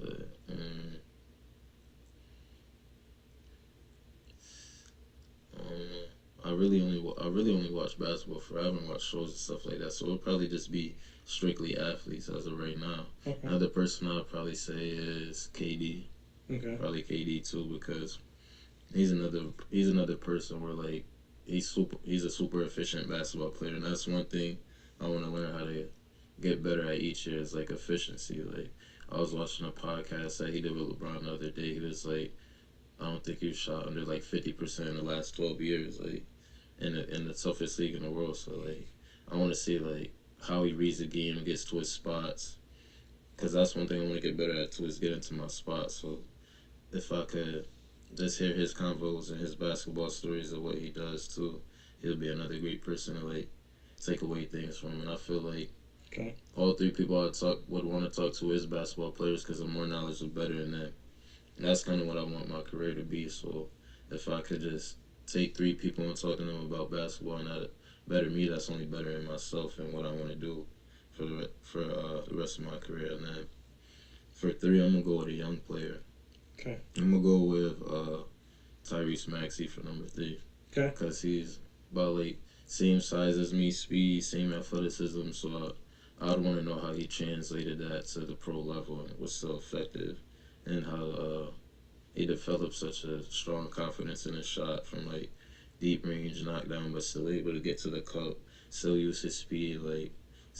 That's what I want to develop, a strong jumper with my quickness and athleticism like he has. So and Billy Eden always tells me to study Tyrese Maxey, because he was my trainer too. Billy was on the 03 team with Carmelo, so yeah, he has good basketball knowledge too, and he was just always telling me, you gotta watch these new age players like Tyrese Maxey. Coaches want a lot of threes up now. He's you athletic and fast, but now you gotta start shooting 3 balls. Billy always told me. I always have stories with Micah too. Micah Adams was with the Billy stories he used to always tell us, but still to this day he still tells us same type of stories. He'll get very into it and intense when he's talking to me about basketball. So it's I'll listen to him say that and be nah, you right. So yeah, he's a player I'd want to talk to too, because he's younger and he fit in the NBA quick and well. So like anywhere with basketball, I could take like any knowledge, like at whatever level I play at, I could utilize that knowledge and be the best I'm at the level I'm at, and then try to get overseas or something. So I'll just take all the knowledge to try to go play pro one day. I like it, and I respect the answers. KD involved in the biggest trade ever in the history of the NBA with the amount of teams involved. 7 teams, 23% of the NBA was involved in that trade. What's your next question for me? How did you get into doing interviews and podcasts? It's a good question. So, 5 years old, my dad had a word processor, which was a typewriter that had a little screen on it. One of the only typewriters you actually see what you were typing. And he used to put it on the table, kitchen table, when I was 5 years old, and put it there on the kitchen table on Saturday morning, and I would climb up on a chair, and I'd just start writing stories. And so my imagination, storytelling, love of sports, love collecting cards, you put all that together, and then I love making people laugh. I love being original. I love creating. So all of that just turned into really being a storyteller as a broadcaster, as a screenwriter, as a songwriter, and when it comes to my comedy, anything that I've done in my life has come with a pen and a piece of paper. And it's all storytelling, which is why my ring from my college has a feather pen on it. And the reason why the feather pen's there is to remind me that everything that I do starts with a pen and a piece of paper, and it's all about telling a story. So I would say, without doubt, my passion for sports, for bringing people together, for positivity, for making people laugh, and just seeing people shine and making my world small in a really positive and good way, that just took 5-year-old me and brought him here, and it'll bring me through the rest of my life because that passion has never left me. My question back to you, Khai. Clay Gagan-Sherman, your head coach, has been referred to as looking like Chris Hemsworth. One of the guys said it's only because of his hair. So if you had to turn your head coach into an Avenger, which Avenger would you make him and why? Captain America. Captain America, okay, why? Because he's trying to put the Avengers together right now. He's trying to form the That's team. A good answer. He's trying to lead the team and form the team. So, like, I feel like he'll be a good coach and a good leader, and I feel like he will always know I could tell right now he'll know the right things to say to bring the team together. And I feel like we'll have good locker room talks with him, and I feel like I'll have good one-on-one point guard, basically captain talks, like, and then I feel like he'll just bring us all together. Like he said last year, they were right there, #1 team in the nation. He's trying to bring the team back together, make us stronger than ever. So I'll call him Cap. I don't think there's a better answer. That was amazing. I'm going to call Clay Gagan-Sherman Captain America because he's putting the Avengers together. Yeah. I think that we should have the hashtag for this season, and we should probably try to get this on some gear, but at very least put it on social media, put Bobcats Assemble. I think that's what we need to have for this season. That'd be fire. All right, what's your last question for me? It's a good answer. It was awesome. Let's stay on the Bobcats. So Okay. Like, what type of noise do you see us making this year, and do you think the Syracuse community will finally tune into Bobcats this year? Well, I'll tell you this. The Bobcat community is responding, and we've gotten to build that through this exclusive multimedia marketing partnership. So I would say there are people paying attention, and there is love. We've definitely seen it in the recruiting going into this season, the amount of appreciation and respect and excitement and just people getting around it. So I would say Syracuse should be crazy not to tune in. You wanted a team that was winning here in the city last season. There was a team in orange that wasn't winning. There was some other teams in some other colors that weren't winning, but the team in blue was the #1 team in the country. So, I think the reality of it all is this team goes to the national tournament year in and year out. This team was the #1 seed. This team has their eye on national championships. So if you don't tune in, you're missing something. If you love basketball, you should love basketball wherever it is, whoever's playing that. And I came to Bryant Stratton because I know what it's like to be the redheaded stepchild. And I feel like it's my job before I leave this earth to put a spotlight where good people should have it. And so I think the Bobcats definitely have come to play. in many years. I think this year is a year to be focused on the fact that the roar can come in the locker room, the roar can come in practice, the roar can come in Buffalo after a few rounds, but to let the game speak in between those roars. That's what I would say about this season. And I am very hopeful because I have unfinished business as a part of this team and a part of this school. So don't think that it's just Clay's and yours now. It's very much my unfinished business too. Yeah, he's trying to call it pro university right now. I like it. So hopefully we develop a few pros out of here in the next couple of years. There's definitely some guys that I would hope would have the opportunity, you included, and your teammates for this season. My last question for you, Khai. Let's go to food because we haven't done food. So I have my own ice cream sundae at Carvel DeWitt, the longest standing Carvel in the nation. It's a good place. It's very good. So when you walk in, you see the DT Dolphin. Make sure you get it next time. Okay. My question to you is, if you were going to make a Khai Pugh sundae, what would you put? What type of ice cream? What flavor ice cream? And what would you put in it? So make me the sundae. You're gonna hate it because it's basic, but for Sundays, I'm gonna just. We should call it Simply Pugh. That'd be good because it's simple. We're gonna just do basic vanilla ice cream. Okay. Base. I'm bored already. No, okay. Vanilla. We're gonna do rainbow sprinkles too. Okay. Some flair. Cherries and whipped cream and call it a day. That's it. That's it. So no syrup, no hot fudge, no caramel. It's too sweet, too extra. So I just just need basic. Vanilla, rainbow sprinkles, whipped cream, and a cherry. Simply Pugh. I like that. Simple ice cream. Quick, easy to eat. Good combination of flavors. So I think you should play some guys one-on-one in practice during the season, and when they lose the Simply Pugh challenge, they have to go get your sundae, and then we have to video them eating your sundae because they literally have to they have to deal with that. They have to stomach the loss, essentially, right? They got to eat it. We'll do that. It's going to be a lot of L's handing out and a lot of videos. All right. A lot of ice cream. That's what Khai Pugh is saying here. I'm good at 1v1s. What'd you say? You're good at 1v1s? Okay. So with that being said, Khai Pugh, on the day that he has signed his letter of intent, coming to Bryant Stratton College of Syracuse on the heels of winning a national championship with Mohawk Valley Community College. Our local guy is back here in the community, Nottingham High School, back in Central New York, back here in Syracuse, and going to be in front of you this season at home and on the road. You know where to be here on Wake Up Call and our exclusive multimedia marketing partnership with Bryant Stratton College of Syracuse, and you know to be out at the games in support of this team. And congratulations to everyone who is coming into the program. And of course, we thank you for watching and listening inside the Great Lakes Honda City Studios. For now, from Wake Up Call, Khai, congratulations. Appreciate it. Thanks for giving me this time, and I look forward to you making all of the statements you made today true. Thanks for having me. I appreciate it. My pleasure. We'll talk with you all soon. Stay safe. God bless. No stress. Do your best. Take care. Here's a message from Renee from Bryan's Landing, located on 6523 East Seneca Turnpike in Jamesville, New York. Open Tuesdays and Wednesdays for dinner, Thursday through Saturday for lunch and dinner, and Sundays for brunch.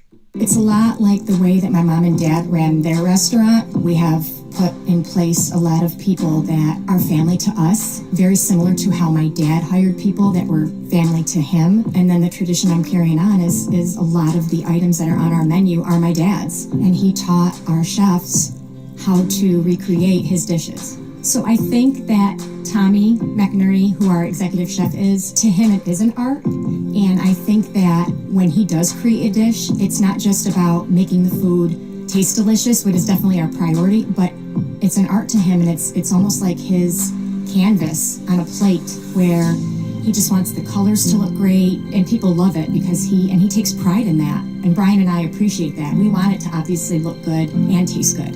I will tell you, when we opened up, it was 6 weeks before COVID. And what was amazing was the community, our friends and family stepped up, and everybody did takeout. Everybody supported us. Our hearts were just so filled So to Brian and I, obviously our friends come all the time, and we just have repeat customers in Janesville, and I think people going to our previous restaurant in Green Lakes are making the trip to come to Brian's Landing to support us. And I mean, I think we have great food and a great atmosphere. So it's very, very important to us. Head to Brian's Landing, located on 6523 East Seneca Turnpike in Janesville, New York, where memories have become recipes that are now meals to share with you. Tuesdays and Wednesdays for dinner, Thursday through Saturday for lunch and dinner, and on Sundays for brunch. And be sure to come out for live music Friday, Saturday, and Sunday.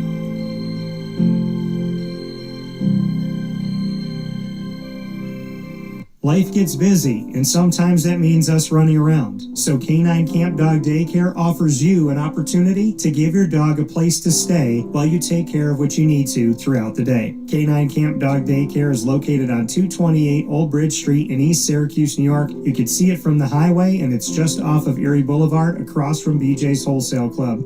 Call 315-437-7110. That's 315-437-7110 to schedule an appointment to bring your dog in and tour the facility. Appointments are Monday through Thursday after 6:30, where you and your dog can see everything that Canine Camp Dog Daycare has to offer, including a self-serve dog wash and a retail store filled with all of your dog's wants and needs, including food, treats, harnesses, leashes, and more, making Canine Camp Dog Daycare your one-stop shop for your furry loving friend. Right, Lily?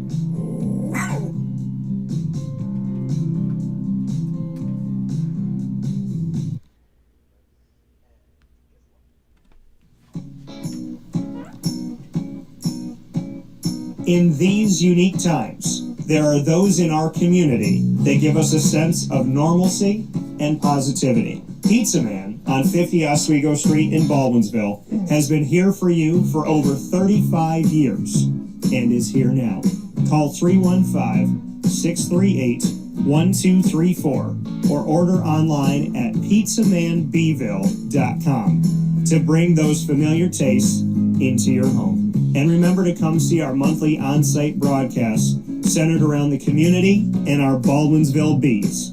Pizza Man in Baldwinsville. Any way you slice it, they're always here for you.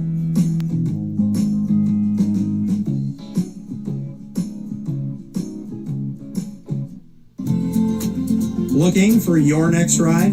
Look no further than Great Lakes Honda City, located on 7140 Henry Clay Boulevard in Liverpool, New York. Serving our community for decades, their new and pre-owned vast array of vehicles are available to you Monday through Saturday on site. To search from home, shop at GreatLakesHondaCity.com. Call 315-365-5576 to set up an appointment. That's 315-365-5576 for Great Lakes Honda City, 7140 Henry Clay Boulevard in Liverpool, New York. Great cars, great people, Great Lakes.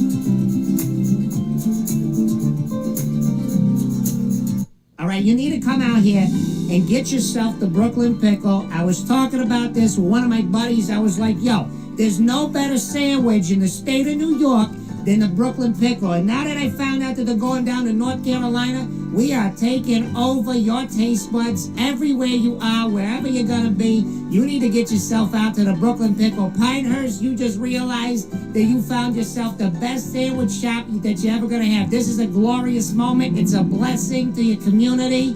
You're welcome. Brooklyn in the house, baby. Go over to the Brooklyn Pickle. You already know what it is. You heard the man. Head to Brooklyn Pickle Pinehurst on 1788 Old Morgantown Road in Southern Pines, North Carolina.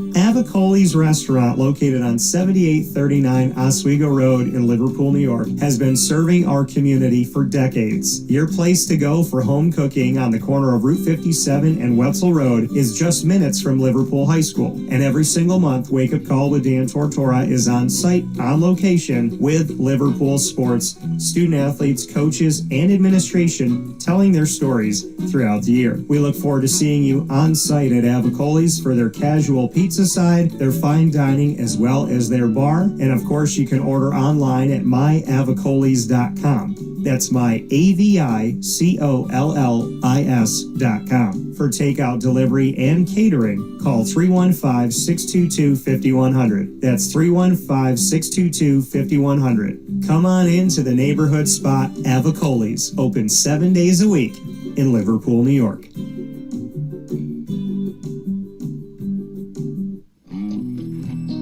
K9 Campground Dog Boarding is your home away from home for your furry-loving friends. Open 7 days a week with drop-off and pickup times in the morning and later on in the day and early evening. K9 Campground Dog Boarding is the spot to trust with your dog for short and long-term stays. Call 315-299-4013 for more information. That's 315-299-4013, and go to k9campground.com as well. That's the number 9, KAMP ground.com, where you will find all of the information on their different cabins, which include the classic cabin, executive cabin, grand cabin, and luxury cabin. K9 Campground Dog Boarding, where your dog will have indoor and outdoor areas as well as their own private cabin for any size, any breed, as well as dogs with different needs. Dog parents and dogs alike choose K9 Campground Dog Boarding. Isn't that right, Lily?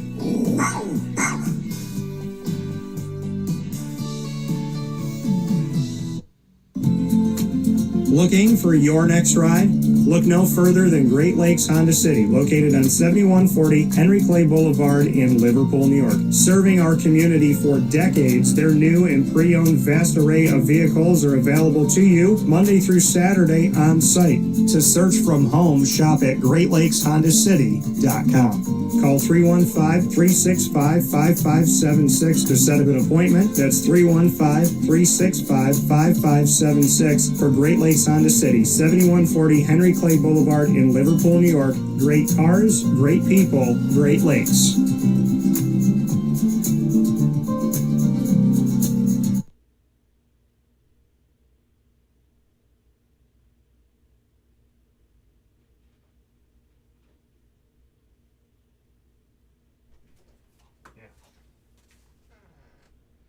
Carvel DeWitt, it's what happy tastes like. Do you know why? Because we make ice cream. Creamy, rich, flavorful ice cream. Not yogurt or iced milk like some of our competitors. Ice cream.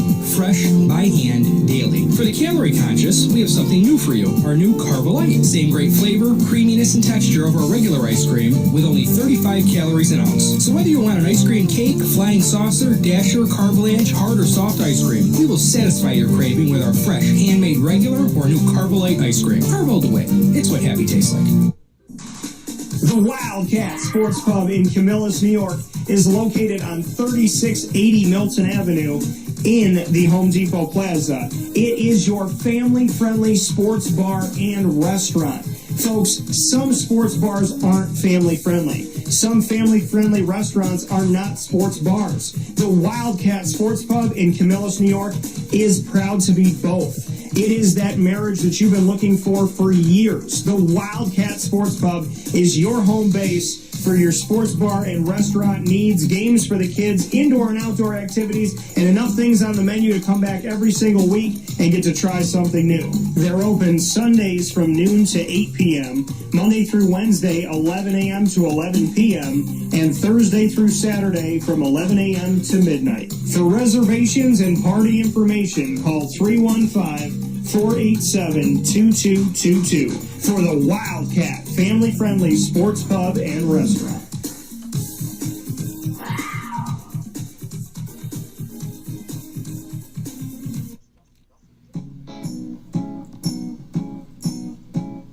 In these unique times, there are those in our community that give us a sense of normalcy and positivity. Pizza Man on 50 Oswego Street in Baldwinsville has been here for you for over 35 years and is here now.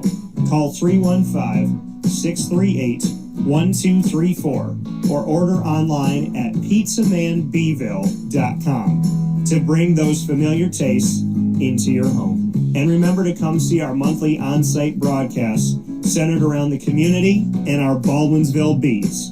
Pizza Man in Baldwinsville.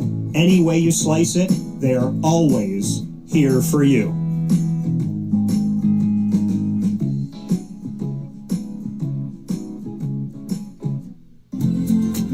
Looking for your next ride?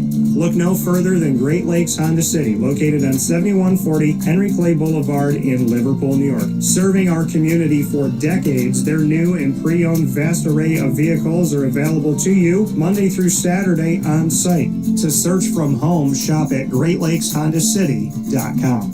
Call 315-365-5576 to set up an appointment. That's 315-365-5576 for Great Lakes Honda City, 7140 Henry Clay Boulevard in Liverpool, New York. Great cars, great people, Great Lakes.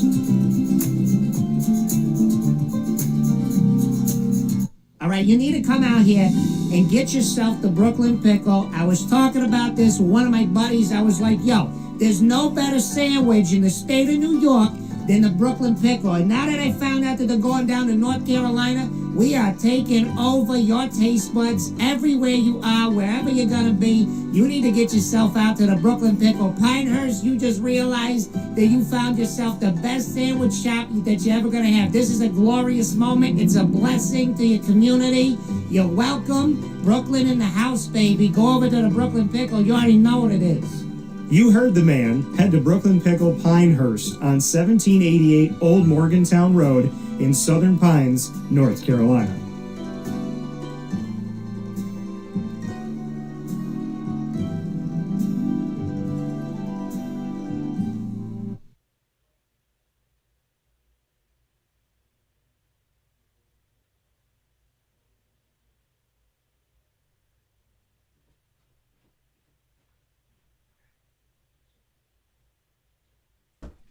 Welcome back here to Wake Up Call with Dan Tortora, where sports truly meets that thing called life. We appreciate you being here, hanging out with us on Wake Up Call with Dan Tortora, and appreciate you being here with us as we gave a little bit of an extended break. I know we call them fast breaks here on Wake Up Call with Dan Tortora, but wanted to show some more love to the great partners that we have. And of course, I want to give a big shout out to GG Cards and Breaks. There's so many great things that GG Cards and Breaks brings to the table. I cannot thank them enough for the work that they do in our community. And last night we got to go to Sport Zone Academy for our first ever trade night there. It was such a fun time. We had such an awesome experience being there with the kids and just really getting to celebrate the community and have so much fun. I got a picture up on my Instagram at wakeupcall_DT. You could check it out. But it was really an amazing time. I want to thank everybody at Sport Zone Academy. I want to thank Dickie. I want to thank Chris, everybody that works over there. We had an awesome time at Sport Zone Academy in the old Syracuse China right off of Court Street. And I mean, trade night, being there with the kids, seeing a bunch of baseball players come in and hang out with us. And I know there were some that couldn't make it because they had a game. So probably would have had even more than the packed crowd that we had. So you could see my videos with Chris Caffalone as well as Josh Gideon, Chris of Sports Zone Academy, and Josh, of course, the owner of GG Cards and Breaks. Those are up on YouTube and Facebook.com, both /WakeUpCallDT, Instagram at WakeUpCall_DT, and on X at CallDT, and GG Cards and Breaks. And I will be on site on location. I will be broadcasting from the Wildcat Sports Pub, 3680 Milton Avenue in Camillus, New York, tomorrow, July 17th, as we have another trade night, which I'm very excited about because I have a ton of cards. I got some really cool things. My inventory is pretty stacked up, and I got a bunch of things to showcase And I will be ready for y'all tomorrow to buy, sell, and trade at the Wildcat. So can't wait to see you out there. In the meantime, go to GG Cards and Breaks, open Tuesday through Saturday from 10 to 6, and Sundays from 10 to 5 on 639 Delmar Place in Syracuse, New York. With that being said, here on Wake Up Call with Dan Tortora, I want to thank you for being a part of the show today and always. I cannot thank you enough for what you do to connect with Wake Up Call with Dan Tortora, and just really, I love it. I love what I do. I do what I love. We have a vision and a mission of helping people. Some people see that vision. Some people are blind to that. That's okay. That's their choice. But there's a lot of things that we are trying to do locally, regionally, nationally, and internationally. And I take it absolutely to my heart to help everyone that we possibly can, to showcase all of these wonderful places and to make sure that, you know, people know that they matter, that they're heard, that they're seen, and that I value them. You know, life is not as hard as we make it. Value people, treat them well, show them that you're listening, that you care, that they matter. You know, it's not rocket science how we can make this world a better place. And I just look forward to doing that with you all. And I thank you all for being here, including Nick and Khai. Monday through Friday, 9 a.m. to 11 a.m. Eastern Time on youtube.com/wakeupcalldt and on facebook.com/wakeupcalldt, as well as wakeupcalldt.podbean.com. Once the shows go live, they hop into the archives. You'll find new stuff on Amazon Music, Audible, iHeartRadio, iTunes, and Apple Podcasts, Player FM, Podbean, Podchaser.com, Podvine, Spotify, TuneIn, and YouTube. All you have to do is search Wake Up Call with Dan Tortora, or one word, Wake Up Call DT. So make sure that you do that today and subscribe, follow, do all that good stuff. It's free to do it. Make sure you do it today. Big time thanks to our North Carolinian listeners and those visiting North Carolina. I'll be one of those people coming up next week, as I'll be down for ACC kickoff and AAC kickoff, both happening in Charlotte in the same week. 31 schools in 4 days. And baby girl, I'm ready for it. So I can't wait to go down there. And when I am working my butt off, I got to get myself some good food, and I got to refuel. Brooklyn Pickle, Southern Pines, North Carolina, 1788 Old Morganton Road in Southern Pines, North Carolina, right down the road from Pinehurst Golf Course. Go and see them today. And many thanks to our team of partners in Central and Upstate New York. Great Lakes Honda City, our exclusive studio partner. Carvel DeWitt, where I have my exclusive Sunday here in the community. You can go and get the DT Dolphin today. Mint chocolate chip, hot fudge, whipped cream, and a cherry, green and gold sprinkles, and a chocolate dolphin jumping out of your whipped cream. They are available 7 days a week only at Carvel DeWitt, 4322 East Genesee Street. No other Carvel has this Sunday. No other Carvel that I know of has the dolphin jumping out of the whipped cream. Go and get it today. Let them know the DT sent you. And, of course, it is buy one, get one on Wednesdays for the DT Dolphin. So you can get two for the price of one today and every Wednesday. The Wildcat Sports Pub, where we will be tomorrow night for another trade night. Can't wait to celebrate with Danny and the crew. Big time thanks to them. Canine Campground Dog Boarding. We'll be shooting our first video of our newly renovated partnership while they're renovating Canine Campground Dog Boarding. So perfect timing for this as we look to bring a whole new element to Canine Campground and our partnership with them. They'll be doing some things on site, on location, physically to their wonderful campground and their dog boarding opportunity in East Syracuse for your dogs of all different shapes and sizes and breeds. So excited for what we got going on with them. Chick-fil-A Cicero, love Jimmer so very much, and the entire team over there. Make sure you check out The Light Between Us, positive segment coming to you worldwide on youtube.com/wakeupcalldt. The playlist is The Light Between Us, so you can see all of our episodes with all the great team members at Chick-fil-A Cicero and beyond there. Mother's Cupboard, where I have my exclusive breakfast sandwich, the Cuse Mac Mother. Go and get it today and 7 days a week on 3709 James Street in Syracuse, New York, 6 a.m. to 1:30 p.m. daily. You can get the Cuse Mac Mother. That is bacon, egg, and cheese inside of 2 pieces of French toast. Pick it up and eat it like a sandwich. Cut it up and have it with some syrup today. Ma and Pa's, the snack capital of the world. There is no place better to reach every taste bud at the same time. And if you're not in Central New York, you can still get all the awesome things that we are so spoiled to have here by going to maandpazpopcorn.com. Many thanks to Brian's Landing. Their outdoor seating is open. I sat out there last summertime and it was wonderful there. It's wonderful inside. Their food is such an eclectic menu. It's so awesome. The tuna stack appetizer that's new to the menu. Our newest video of broadcasting at Brian's in the kitchen with Chef Tom McNerney. You can check that out on YouTube and Facebook. Don't miss that. Appreciate him so very much and love working with Brian's Landing. And a shout out to Brian and Renee Bruno and the work that they do and just the love that they have for the community. GG Cards and Breaks. Again, I can't say enough. I was there yesterday. I was at trade night. I'll be at trade night on Thursday at the Wildcat. They do such an incredible job. I look forward to it. And it is something that I circle on my calendar that I know is going to be a great community event. And people that bring people together need to be supported and loved and shown respect. GG Cards and Breaks, Josh, Anthony, Alex, Joel, the whole team. Much love to you all. Avocolis, you know it's where we do our Liverpool shows every single month. Can't wait to be back at Avocolis very, very soon. And of course, you can go there 7 days a week for lunch, dinner, and drinks. I had pizza from there for lunch yesterday. Put your money where your mouth is. That's what we do here on the show. I had a great, great cheese. I had Brendan, my buddy who came into town that you see on DT and Murphy every Monday, Brendan got a whole pie, brought it home, and we split it. So I had plenty of cheese pizza goodness at the house thanks to Avocolis. Make sure you order from them, myavocolis.com, 315-622-5100. Canine Camp Dog Daycare.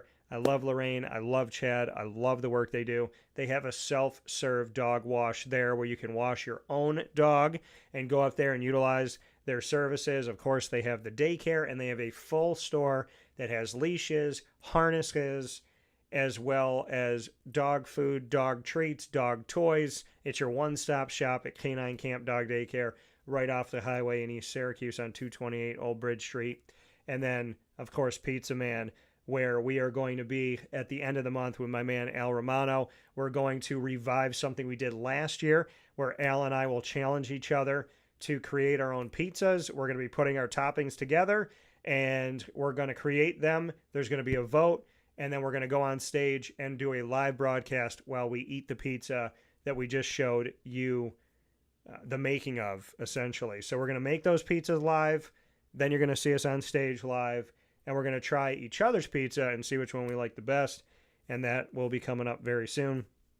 And of course, you can go to Pizza Man and definitely make sure that you order from Pizza Man as well. And you can order from Pizza Man by calling the number 315-638-1234.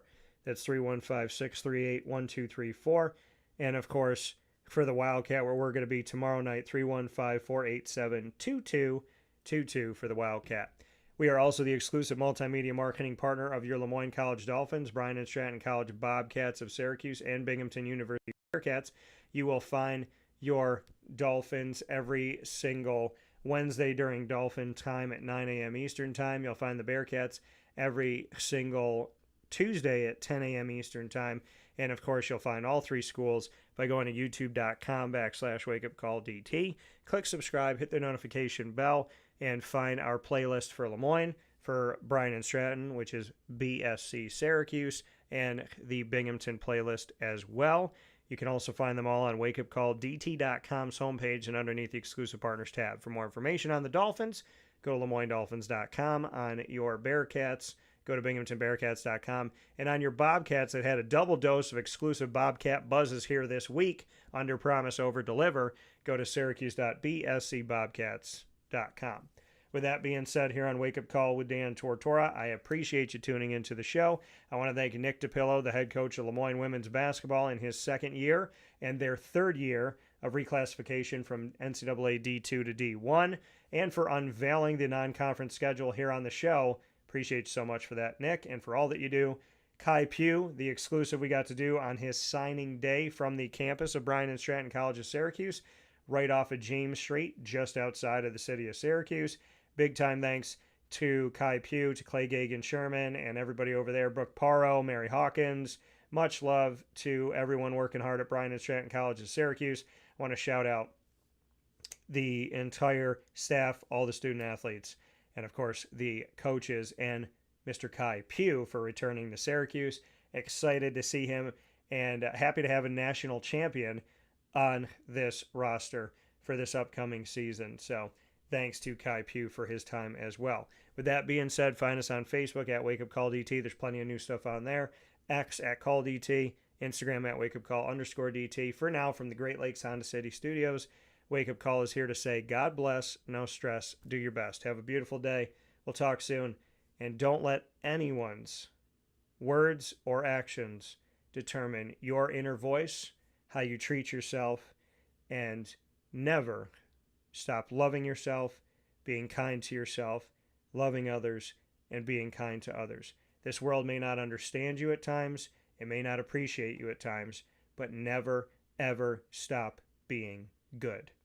Have a beautiful day. We'll talk soon.